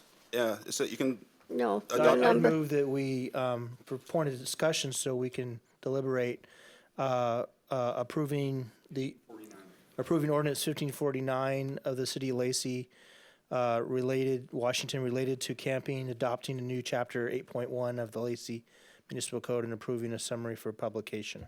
Second. It's been moved and seconded. Discussion. Deputy Mayor. So, you know, we're so close to having other things in place, but what I really, earlier during our work sessions, really was pleased about and made me comfortable with this is the fact that our Chief Semko had said, well, it's really important to have a relationship with people that are unsheltered so that we get to understand their needs. And this helps that. It helps us make them more comfortable, but it also then addresses what can be done, and it can come back to us so we can do more. And I think that's an important thing. One of the things about being unsheltered, you tend to isolate yourself, and therefore you become, not as comfortable in society. But when you are in an unsafe place or someplace that needs to be better, it seems to me that the only way to do this is to come up with ways that we can address and think about what type of sheltering is necessary. And what people don't realize how much Lacey has done in the last, I don't know how many years, 2 or 3, maybe longer, have done in order to make sure that, one is we try to, we've given quite a bit to, for instance, the Salvation Army. We gave $50,000 for more beds. No, they're not ready to go put them in place yet. That's in August or something. We've given money for to the homeless students in North Thurston, which is huge. We've done a number of things for that, because what people don't realize is their students living in their cars, some of them, and they're not. They range in age, so that is kind of scary. And then the other thing is we've done a lot of, we've started partnerships with both the faith community and North Thurston Public Schools to give them, to put a place where homeless students there'll be a house and 2 or 3 can live on a public property for them. And so, we've done a lot more, but it's not enough. This is much more multifaceted than just this way or this way. As I said, there's issues of also environmental health. So I think this is a step. It's a very small step, and yet it's the cart before the horse. But and I don't know which comes first, but if in 2 months we've solved our issue of where they can go, that's a positive thing. And that's not it sounds 2 months, that's really a long time. No, it isn't. Not when we've been working on this for 5 years or whatever. So I'm comfortable with this. Thank you for your comments. I'll go right down the line. Well, Mr. Mayor, I've heard tonight most municipalities have similar ordinances. People can, they're going to interpret them or determine what they mean solely by the individual. but I've stated on multiple occasions that I'd vote contrary to my own opinions or beliefs or even faith if I felt the people wanted or demanded it.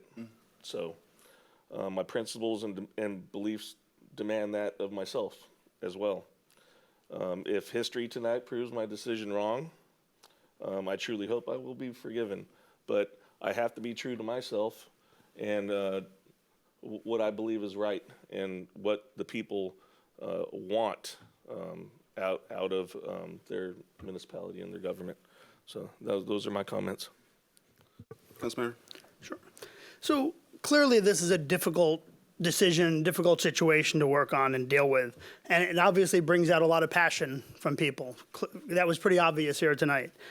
But in the end, we as an elected body, and each of us individually as elected council members, the job is to represent the 51,000 people in Lacey. Those 51,000 people expect us to protect the property that their money pays for. So all of the areas that we're talking about, the public areas, the parks, the roads, all of this are paid for by you, by all of the people here in Lacey. And it's our job to protect those places. So I believe it's our obligation to do that. I believe that's what we need to do today. Clearly, there's work to be done. There's no one on this council believes this is the end-all, be-all, and the answer to all of these issues. We understand that. We're working on it. I can assure you that, and I can give you my word that as long as I'm on this council, it'll be a priority that we continue to work on. But, we have to start somewhere, and without the ordinance in place, our officers don't have the ability to do their job. Currently we have, and Mr. Potter, I think his name is, mentioned that he's camping here on the grounds, right here at City Hall. That's not a place that I think camping is appropriate here at City Hall. This is a building whose function is to be the seat of government for the entire community. Having people camping here on this property is unacceptable. So, and it's on us to find a better place for them to go. And until we do, obviously, we can't enforce the rules in this ordinance. But once we do, I think it's completely appropriate for us to move people from that property. So that's all I have at this. Mr. Mayor. All of the property we're talking about is public property. Hey, enough. Let's go. Councilmember Hearn. I reiterate that, again, this is before I do that, I want to really thank the public for participating in this. We're always looking for engagement with the community, and we've received engagement on these topics for months, and we really appreciate it. This is a camping ordinance dealing with public property, and it is our responsibility to over that. So I think this is great. It also includes considerations for those individuals who happen to be homeless, and I think that that's a compassionate thing to do as well, and also in line with what the courts have decided. So I think this is an opportunity for our city. Mr. Mayor, I make a motion that if there's any further outbursts, that the person making those outbursts please be removed from the chamber. Duly noted. Can I get a second? No, I don't need a second. Go ahead. A lot of the conversation tonight has been about process and folks believing that perhaps we are chicken before the egg, or however that goes. When I look at a process like helping our houseless neighbors to be housed, that is a very large issue. And we have to be able to take step by step things that we can control right away. The idea of housing our entire community is not something that happens quickly. And so if we can do something like this ordinance that takes a first step, I am in support of that. I have never known this community to lack compassion. We do a number of things in this community already. Through the Lacey Veterans Hub, through affordable student housing, through Habitat for Humanity, creating opportunities for all of Lacey residents, whether they have an address or not. And I believe we will continue to do that. So if this is a first step, toward that ultimate goal, then I am in favor of it. Councilmember Cox? Before I begin my comments, I want to let all of you know that next Thursday, we're going to have a Council on the Road meeting. It'll be at 6 o'clock next Thursday at Salish Middle School. And I think some of the comments that people may have wanted to say tonight would be more appropriate for that meeting. So please, if you want to continue this conversation, that would be a great time to do it. So some of you, particularly at this table, will remember that 2 years ago, I testified against this ordinance when I was a candidate for city council. Much has changed since then. The housing crisis is getting worse and worse. We're seeing more and more people struggling financially, and sadly, hundreds of people are unsheltered and living on the streets, not just in Lacey, but in Thurston County and elsewhere. I continue to believe that it is wrong to criminalize homelessness, but that's not what we're doing tonight. I've heard from scores of people on all sides of this issue. I'm also uniquely positioned as a council member because I represent Lacey on an intercity committee on homelessness and affordable housing, on the community investment partnership that works with the county to provide grants for service organizations who help the unsheltered, on the Community Action Council, on the Thurston Thrives Housing Action Team, and recently I've joined the board of Interfaith Works. So all of these experiences have given me, I think, a pretty rooted understanding of where we are. What you're not going to get from a dry reading of this ordinance that we're considering tonight is the direction that our new police chief, Ken Simcoe, is setting for our police department. He brings 25 years of experience working with the unhoused in Santa Monica, California. In the short time he's been here, I've come to admire, respect, and trust the chief's approach to homelessness because he's all about building relationships and helping people. If I thought for a minute that his aim in asking us to move this forward tonight would be so that he could go send out officers and start kicking people out of the parking lot here, I would be voting no. We're working to provide places for people to go, and until, as we've heard tonight, and until we have that, and there's no place to send them, they'll be allowed to stay in place. I've heard it from a number of people who work with the unhoused, and they are understandably alarmed about this ordinance. However, as a council member, my job is to represent everyone, from the unhoused to the very privileged. I'm in deep sympathy with those living on the street and the people trying to help them. I also understand that unsanctioned camping in parks and streets and City Hall can present a public health threat.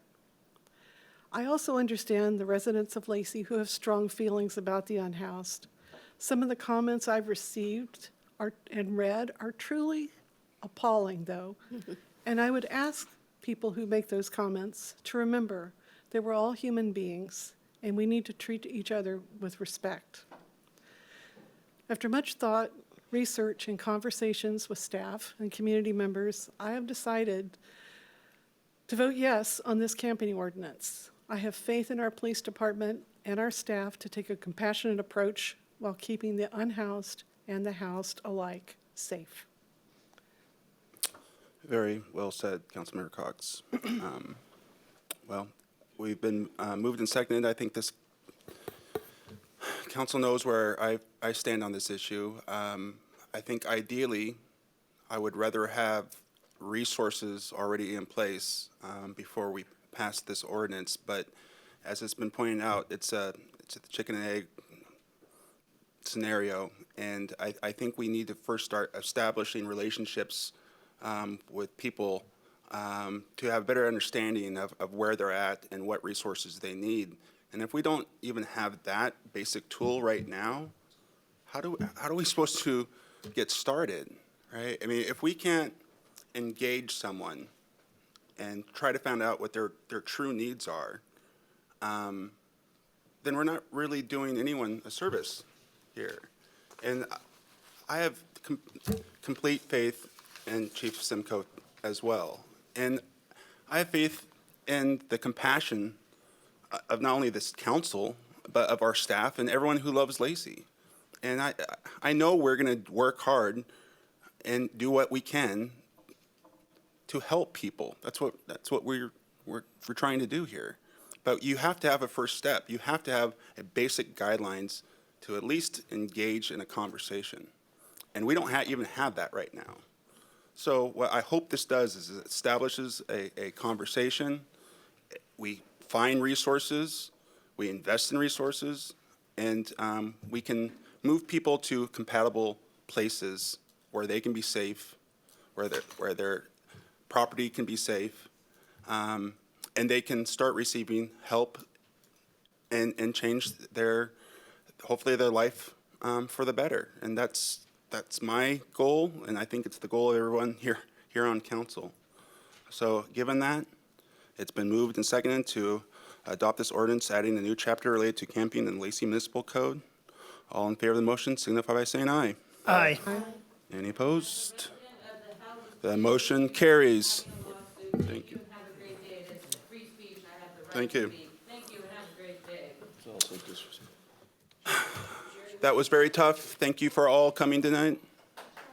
Thank you for all coming tonight. I appreciate your concern and your carrying on this. Councilmember Cox stole my thunder.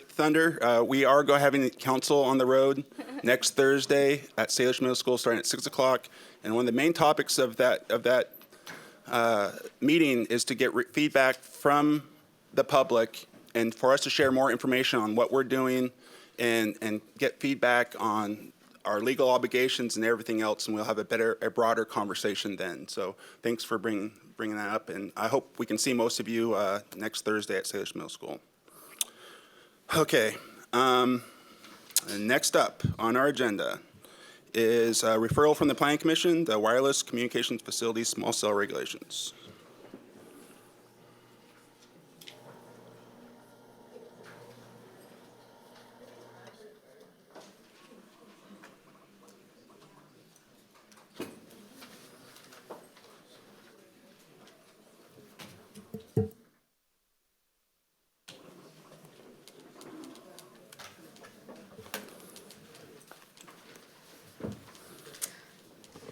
Good evening, Mayor, Deputy Mayor, Council.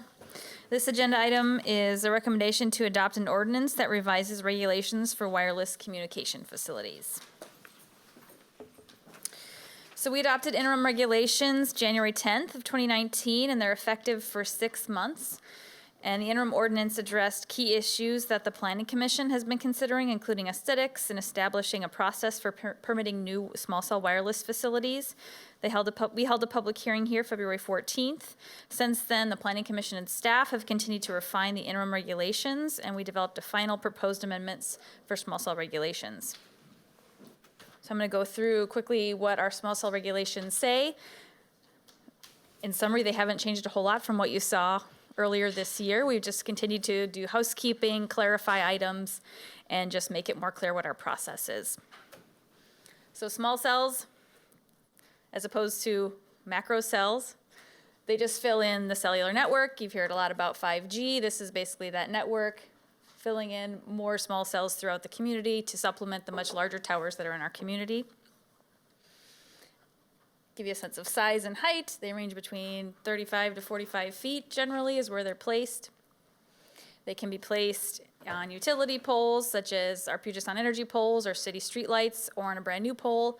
A lot of these want to be placed in the right of way. They need fiber power, and it just requires a franchise agreement with any provider.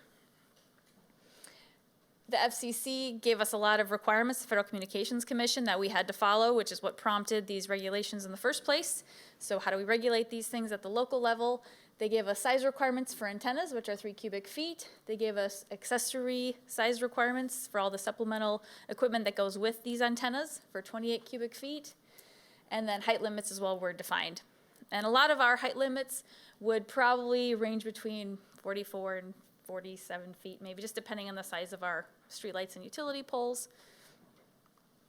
And where it makes sense and where it's applicable, we can place some of the accessory equipment underground so that it's not all sitting in the right of way or on a pole. And the final proposed regulations meet all the FCC requirements. They address aesthetic standards, which the Planning Commission has thoroughly discussed with staff. And it also really just laid out what the permit process is and how long it will take to get through the permit process. Just a couple highlights on the aesthetics and what we're requiring. So if someone wants to put something on a city-owned streetlight or a Puget Sound pole or a new pole, we have standards for what those are gonna look like. So if they wanna use a city streetlight, they require a structural analysis. As well, if it doesn't meet any sort of structural requirements we have, they have to replace it with a new pole that looks pretty similar to what we have. So we have pictures in our ordinance that are new that kind of just show what it looks like to have an acceptable pole and a not acceptable pole. That was kind of a update to the code that we put in there. And same with wooden poles, we said, okay, you can have one per pole, you can't have more than that. And on the right side is what it would an acceptable pole look like.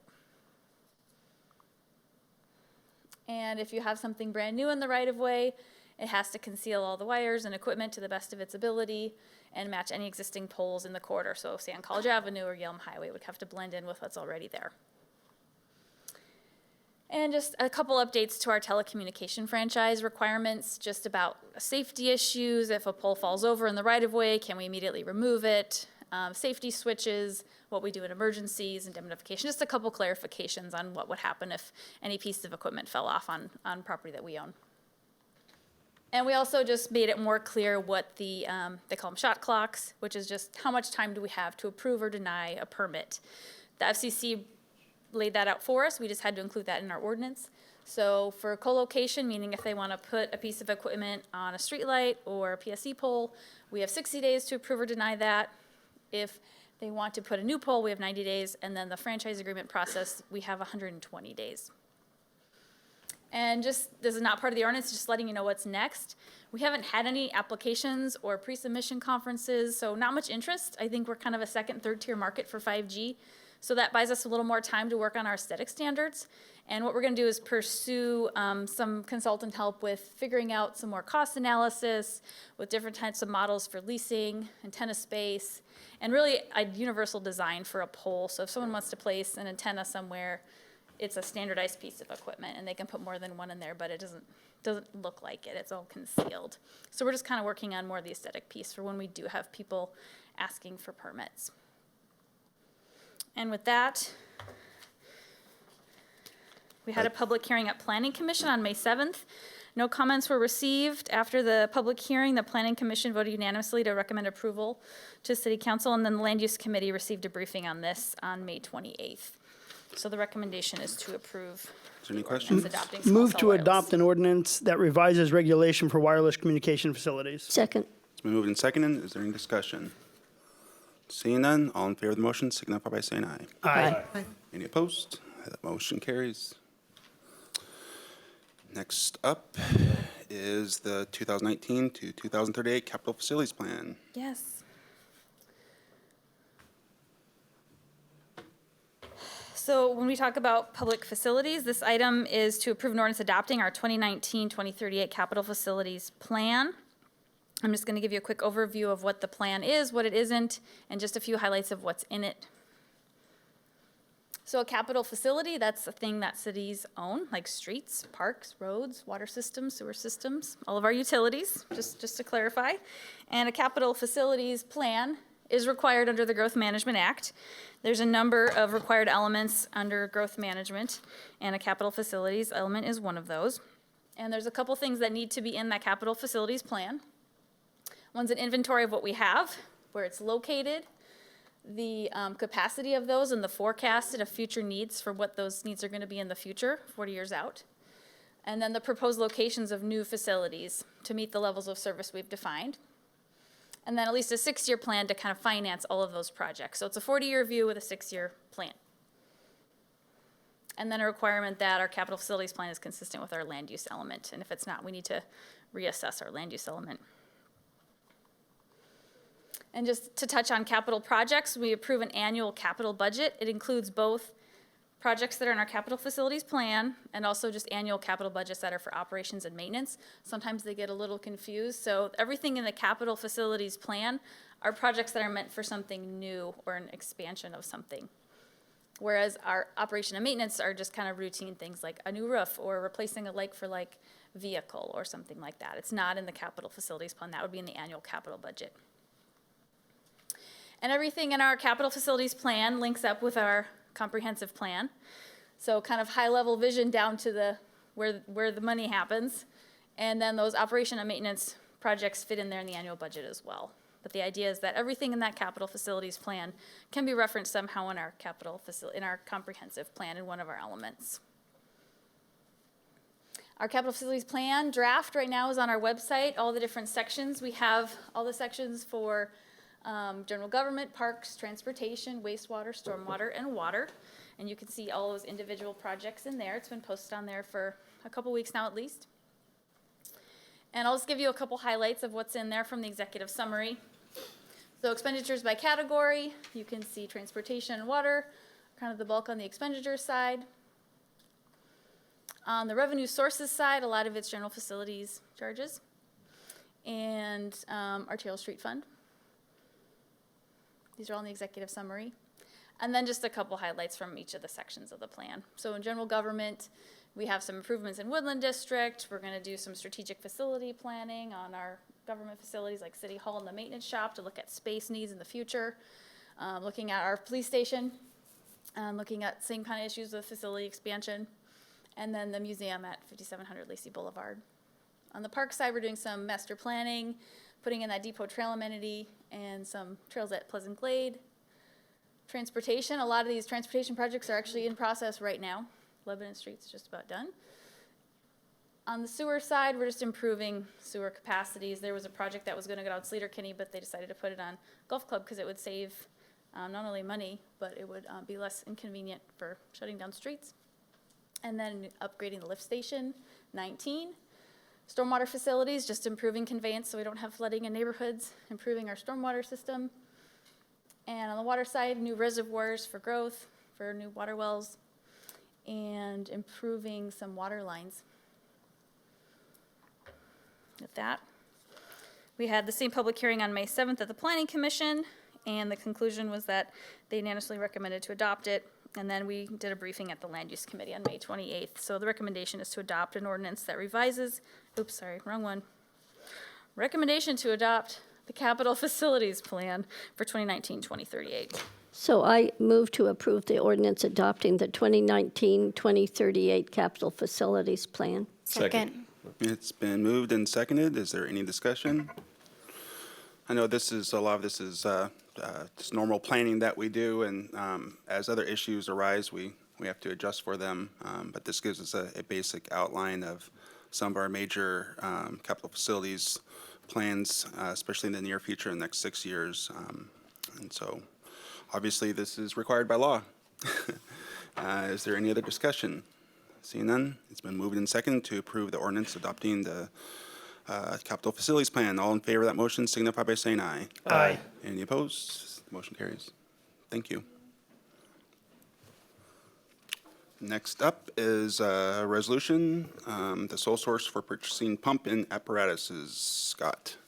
Good evening, Honorable Mayor and Council. So I just want to let you know that our senior utility engineer, Terry O'Neill, had prepared a phenomenal presentation for you tonight.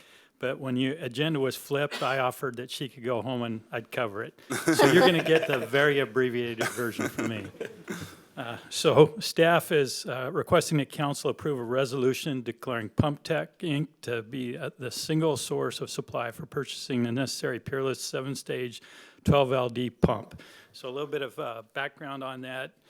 Out at our Hawks Prairie water facility, one of our wells had been sanding, and so we've been working that issue for a couple of years. Had a consultant working on that, running tests. And so at the end of the day, what we're doing is changing the type of pump that's going to be in that well. And so the consultant, we gave them the demands that were needed. You know, they determined the type of pump that would be needed for that, and that is a sole source of supply. And the difference in pumps to cure this sanding issue is the type of pump that was in there, an inline pump. Every time the pump stopped, that well is 650 feet deep. You had a 650-foot head that would plunge down into that and disturb the material around the screens in the well. So this is a submersible pump, so when the pump turns off, that head of water does not drop. So that allows that formation to remain stable and not have the sanding issue. So if you have any questions, I'd be happy to answer them for you. So I guess the big question is there only one company that makes this pump? That's why we have to go single source? So there's one company that makes this pump, and then the other thing is that they specify a sole supplier in Washington and Oregon. And they do that for quality control because they want to know that the company that installs and maintains those pumps, meets their standards. Got it. I would move to forward the resolution declaring Pump Tech Inc. to be the single source of supplying for purchasing the necessary Peerless 7-stage 12 LD pump and apparatuses. Appurtenances. Appurtenances? Sorry, I'm gonna step in here. The correct motion would be to adopt the resolution declaring it to be a sole source of supply, not to forward it. Oh, Motion to forward, oh, yeah, you're right. It's a motion to declare it, not to forward. To approve the resolution. To adopt a resolution. My bad there. We copied and pasted from the utility committee. I see that. That's actually my bad. It was forwarded to me, and I told Terry it was good to go, and I didn't edit it, so. Yeah, we'll blame the city attorney again. Oh, and Scott signed it? Oh, jeez. Enough blame to go around then. Down there, right? It's all good. So the correct motion is to declare Pump Tech Inc. to be the single source of supply for purchasing necessary Peerless 7-stage 12 LED pump and appurtenances to the full, for adoption. Yeah, that's the motion. is that, and it's your motion? Yeah, who's the second? I will second that. Great, thank you. We got through it together. Whoosh. It's been moved and seconded. Is there any discussion? Councilmember. So the typos are not my fault. But I think it's pretty awesome that our director allowed Terry to go home, not stay late, and knows what's going on. So good job. Thank you. I don't think there's much Scott doesn't know. Well, this is actually this is really good news. As we know, this has been a problem well for a long time. We spent a ton of time trying to figure this out, and so it's been an issue. And I'm glad we finally have a solution. So it's good that we got to this point. I was just given the privilege of having a tour with their department and was at that well. And it is fascinating and incredible, all the work that they do to keep our water clean. And the growth that's going to be happening there, this pump is completely necessary to provide for the city, and it's very cool. Great. Is To there say any the other least. Any other discussion? Seeing none, it's been moved and seconded. All in favor of the motion, signify by saying aye. Aye. Any opposed? Motion carries. Thank you.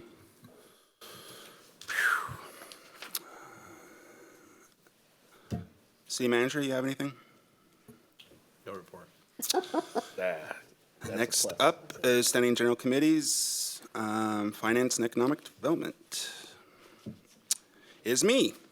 So first up, Finance Committee met on May 28th.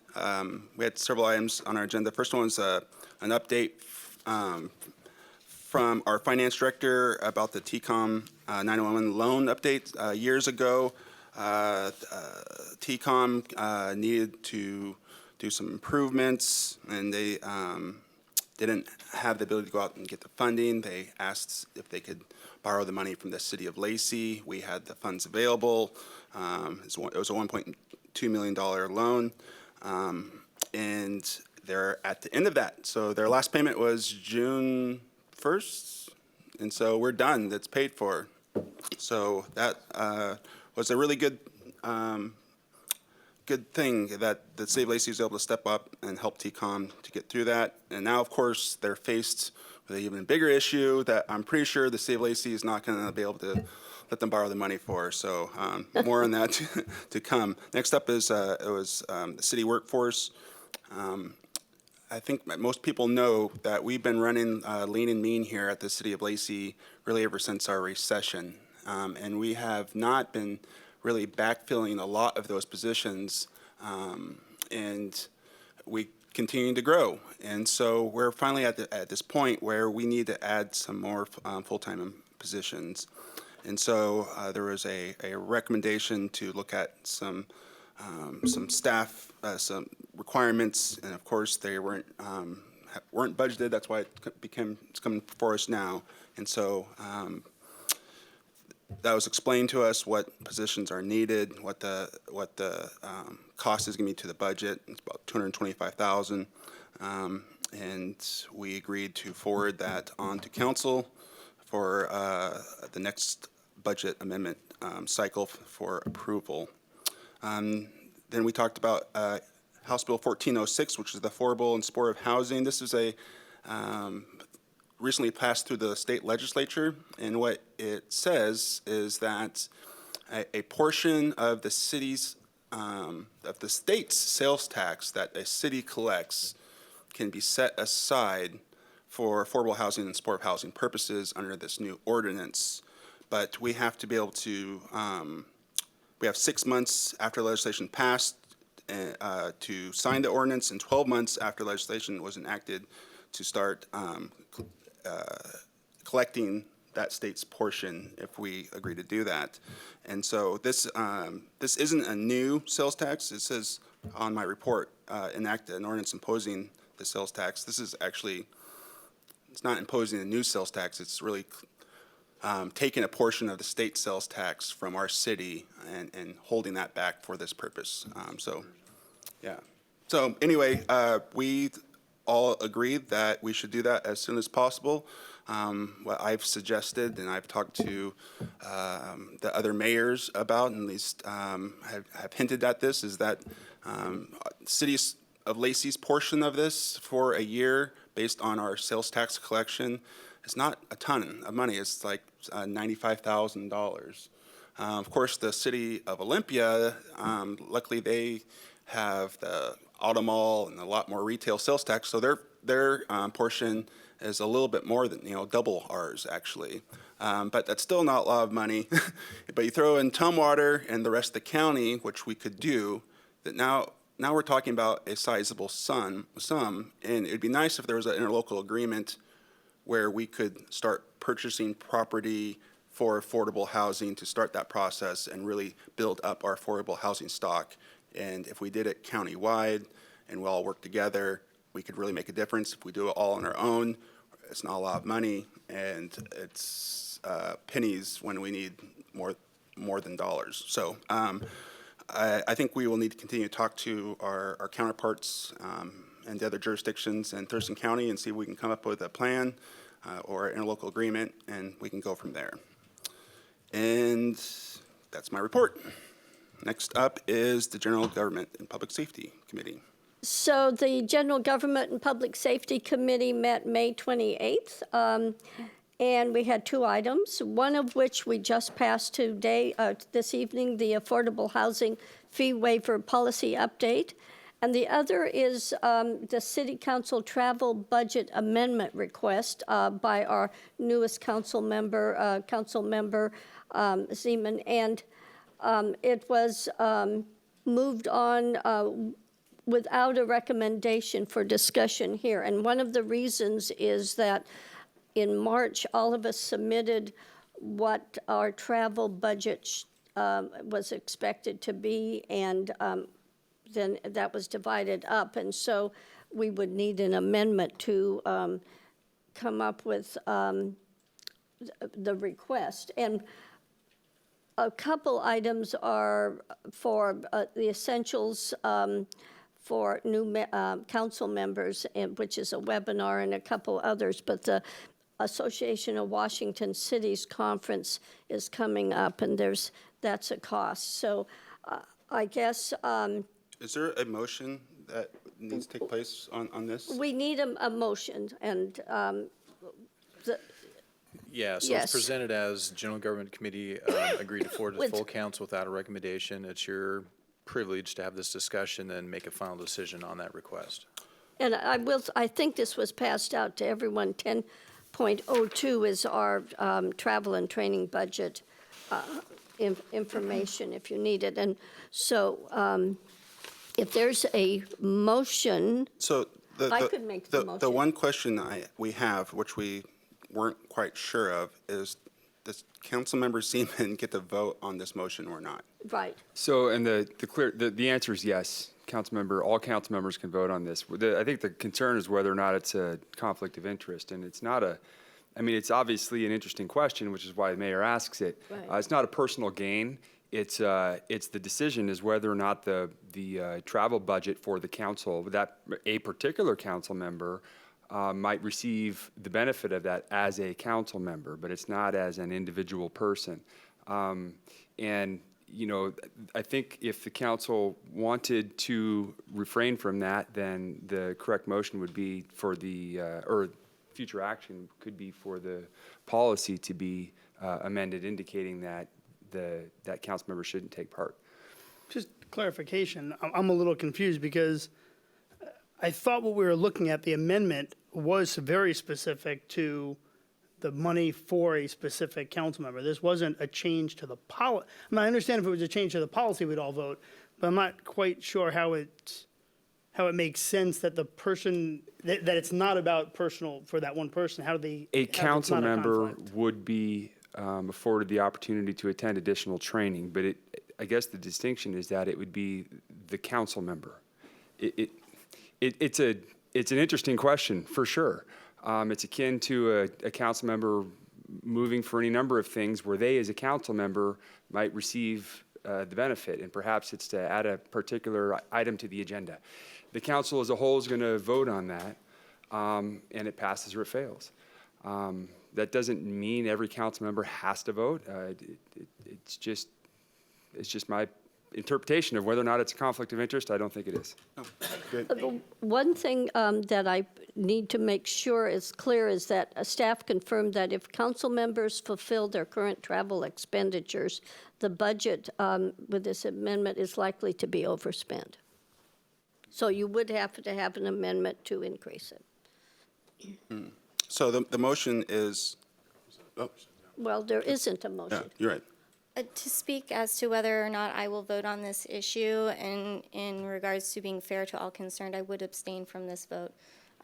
Although it is, I believe, for the best of the entire council, that all council members function at an equal level of understanding of their position, which they are honored to hold. Okay. So I would make a motion to approve the travel budget amendment. Does that satisfy? and I'll second it. Discussion. So this kind of example kind of goes into my previous concerns about the travel budget, vis-a-vis, benefiting the city, the citizens, the council member, and/or the individual. And so I wish we had a policy that maybe split that up. I know a private sector self-improvement events were often split or whatever, but this request here is asking for consistency on the existing ordinance that we have, so I'll be approving it. Yeah. So I'll bring up the same concern that I brought up at the committee meeting, and that is that, as we went through the process, the appointment process, one of the concerns of some members of the council, discussed at pretty great length, was the idea that it is a temporary position until the elections are held in November. With that, I have some issues with the idea of us spending additional money that's not already budgeted for sending a council member, a new appointed council member, to a conference when their term literally ends in November unless they, are elected successfully. I fully support the idea, and I don't know if this would have to be done as an amendment or how we would do this, but and I forget exactly the title of it, but the essentials, the webinar, I think that's important for anyone sitting on the council to understand the function, to understand the job at hand so that they understand it and are able to do it properly. So I would support that piece, but I don't believe that attending the AWC conference is necessary on an appointed position. Carolyn is first. Councilmember Cox. Okay. First of all, I do back training for Councilmember Zeman. I think it's really important, and we're expecting her to be a fully functioning council member until the end of the year and possibly beyond. So I think it's a good investment. But I have a question. We had money in the budget for Councilmember Young, so wouldn't that money just roll over to that position? So the process was, you're right, if Councilmember Young bypassed her selections at the beginning of the year. And so how this process goes, and it's a new process, by end of March, we all decide. Right. We all have the equal opportunity to go to two conferences. Right. At that point, it opens up the rest of the budget for other council members. This is a unique circumstance because Councilmember Zeman wasn't on council at the time and missed that whole process. Right. And so now that money has been designated for other council members, right? Gotcha. Okay. And so, but now, so we're having to go back and say, she missed the opportunity. We would need to now forward it back to her. Thank you for clarifying that. Yes. Councilmember Stedman. Okay, I could be totally wrong here. I'm just going off memory. But in the past, there's been several appointed council members who have traveled to said conferences after being appointed. I don't want to say any names or anything like that. Yeah, but you might be correct. I believe one was even mayor at the time. But regardless, it's happened before. There's no difference in happening in the future or it's everything needs to be treated fairly, past, present, and future. Okay. Councilmember. I'm going to change my position on this for 3 reasons. Number one, Councilmember Greenstein's comment that this was an appointed position. Number 2, Councilmember Cox's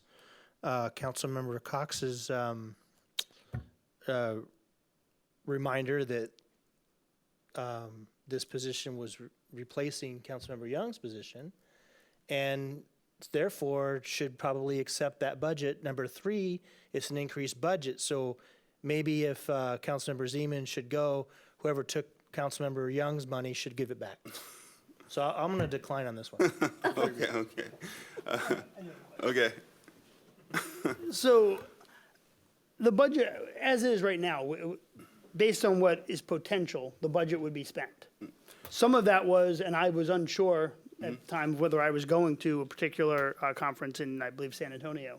So if I were to not go, if I wind up not going to that conference, that money frees up. That would then not require a budget amendment. Yep. So being that that decision's not been made, how would that be handled? How So could we won't make do the that? budget decision until we've spent the entire budget, and then we would need to do a budget decision. So I guess what I'm getting at, though, I guess, and this is really my question is, I'm not sure how to pose it exactly to be clear. So if I go, obviously we've used up that portion of the budget. If I wind up not going to that conference and say Councilmember Zeman goes to this conference, would she be able to be reimbursed then? Because there would still be money in the budget. We wouldn't be a budget amendment. So I guess I'd answer in the sense, if you decided to say the 3,000 would go back to the general good of the council, we still have unfinished business with travel. It would be closer to meeting that request and essentially be making a motion or an amendment to allocate your portion to allow Councilmember Zeman to go to the conference in Spokane and basically a $1,200 request. Which would then just happen later, in other words. Right. So in that case, what would happen is Councilmember Zeman would have to basically lay it out at this point, and then would be able to get it back if there were money left in the budget. Right, but I'd almost make it as, just make it an amendment to the March request for travel. So you're basically, we'd have to redo the math to make sure there was enough money to do that slate of travel that council agreed to. Because as the estimates were done, it was very close to $24,000, $25,000. Let me simplify it. Yeah. I'm not going to be going to the conference in San Antonio. So that money will come back into the budget. My issue with this that I brought up at the conference is I was not in support of this because I don't want to put additional budget money because I don't think it's appropriate in someone who is a very short-term member of this council unless elected in November. But there is going to be, the money is going to be available because I'm not going to be able to make that San Antonio conference.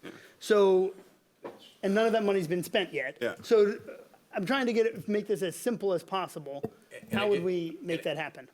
And I agree, and I just think there's a higher probability a budget amendment would not be necessary, but I don't have all the receipts in for all the future travel for the remainder of the year. So I don't want to say, yes, you're good, because once the final receipts come in, you may still need a budget amendment to cover the additional. It's going to be a lot lower, obviously, because you're no longer going to commit the $3,000. Right. So I guess just one more question on that, because I want to make sure I'm understanding this before we take a vote on this.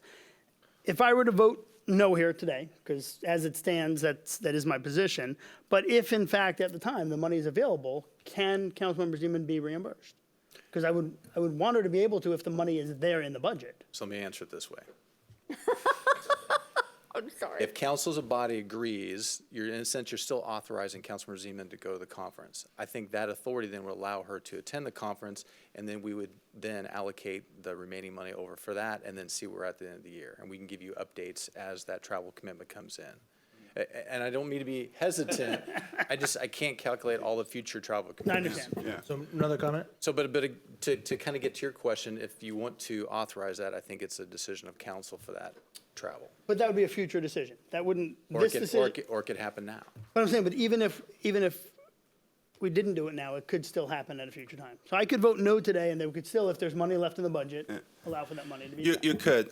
I'll That's say what I'm right trying to now, we're not going to spend the entire travel budget. I know it's not going to happen. We're under what we expected.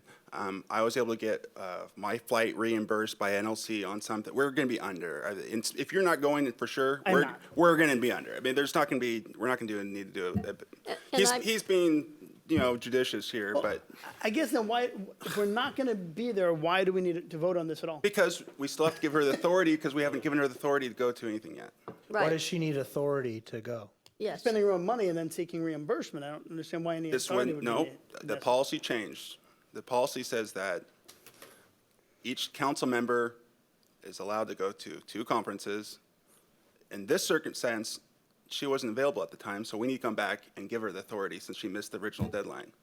Because she wasn't on council at the So time. she needs authority, and that has nothing to do with money, She missed authority in And March. to pay, She needs to have it. and to pay for it. and to pay for it. Because when this ordinance came about in these previous discussions, I felt pretty strongly that, okay, that just means the budget's going to go up. Yeah. At some And- point.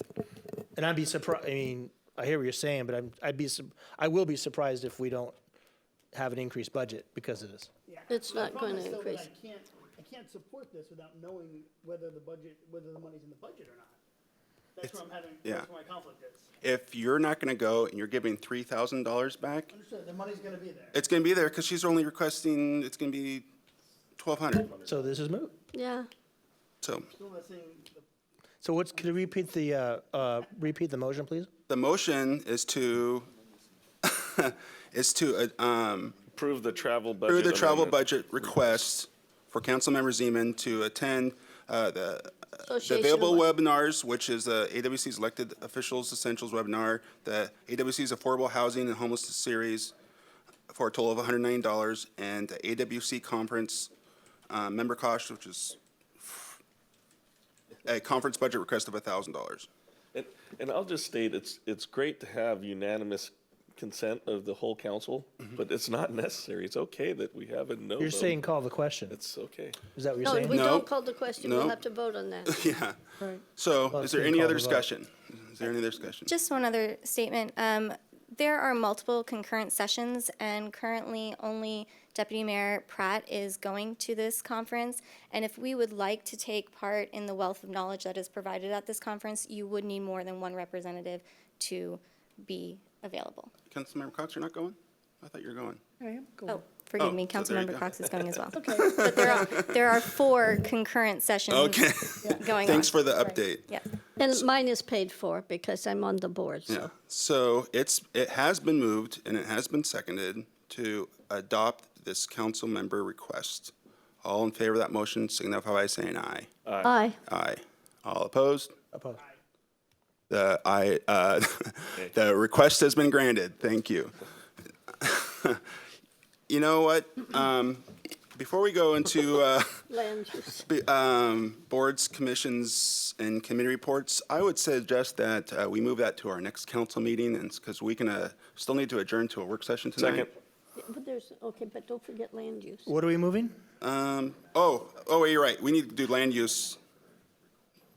We need to do land use next. Okay. Sorry. After land use, let's do that, So yeah. what you're looking at is to not do committee reports. Committee Yeah, reports do at the next- time. Right. Next council meeting. Yeah, move them. Well, Let's do land use and I'll make that motion. I would really like to give my report Yep. tonight, if I may.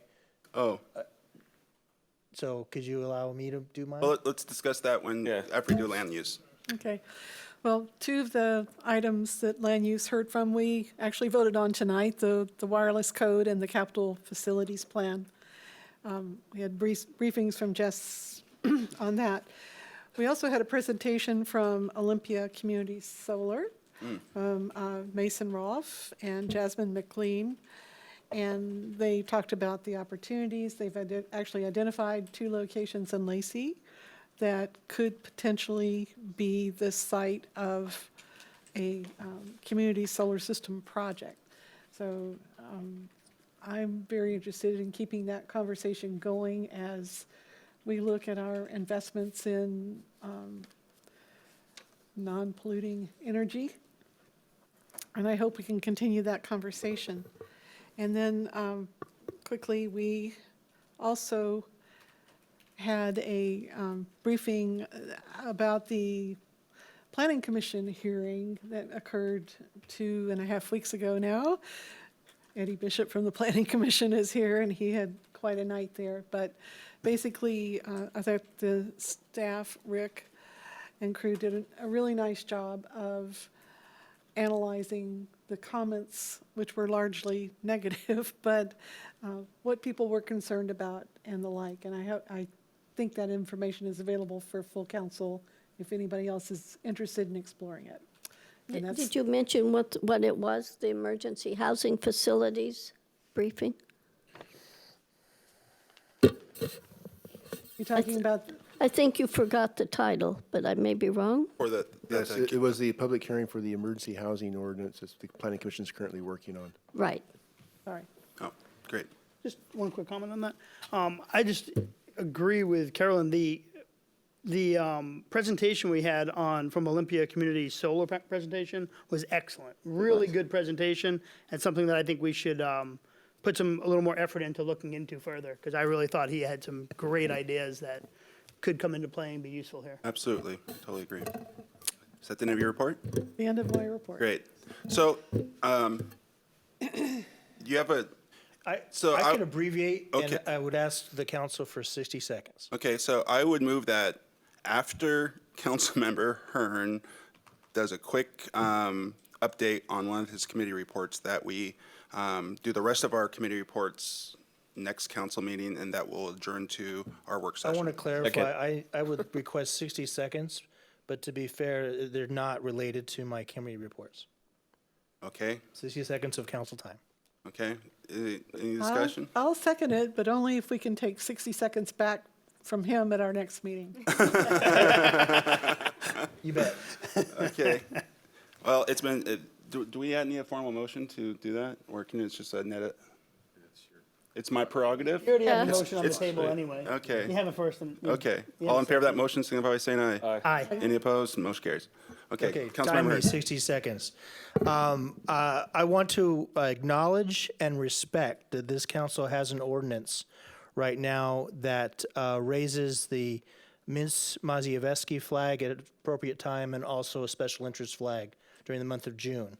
That said, during that discussion, I either missed it or forgot, and became really surprised and disheartened when I came to City Hall and our Lacey flag is gone, the one that represents all citizens of Lacey. So I would just ask, in my last 20 seconds here, over the next days and weeks, if this council could consider maybe ways that we could add a flag or share a pole so that we could have the proud Lacey flag once again above our people. Thank you. Thank you. Now, we're going to adjourn to a work session. So How much time? thank you for everyone hanging in there. And look, a couple of people are still here. And so I'm going to adjourn to this work session. As always, keep it classy, Lacey, and we'll see you next time.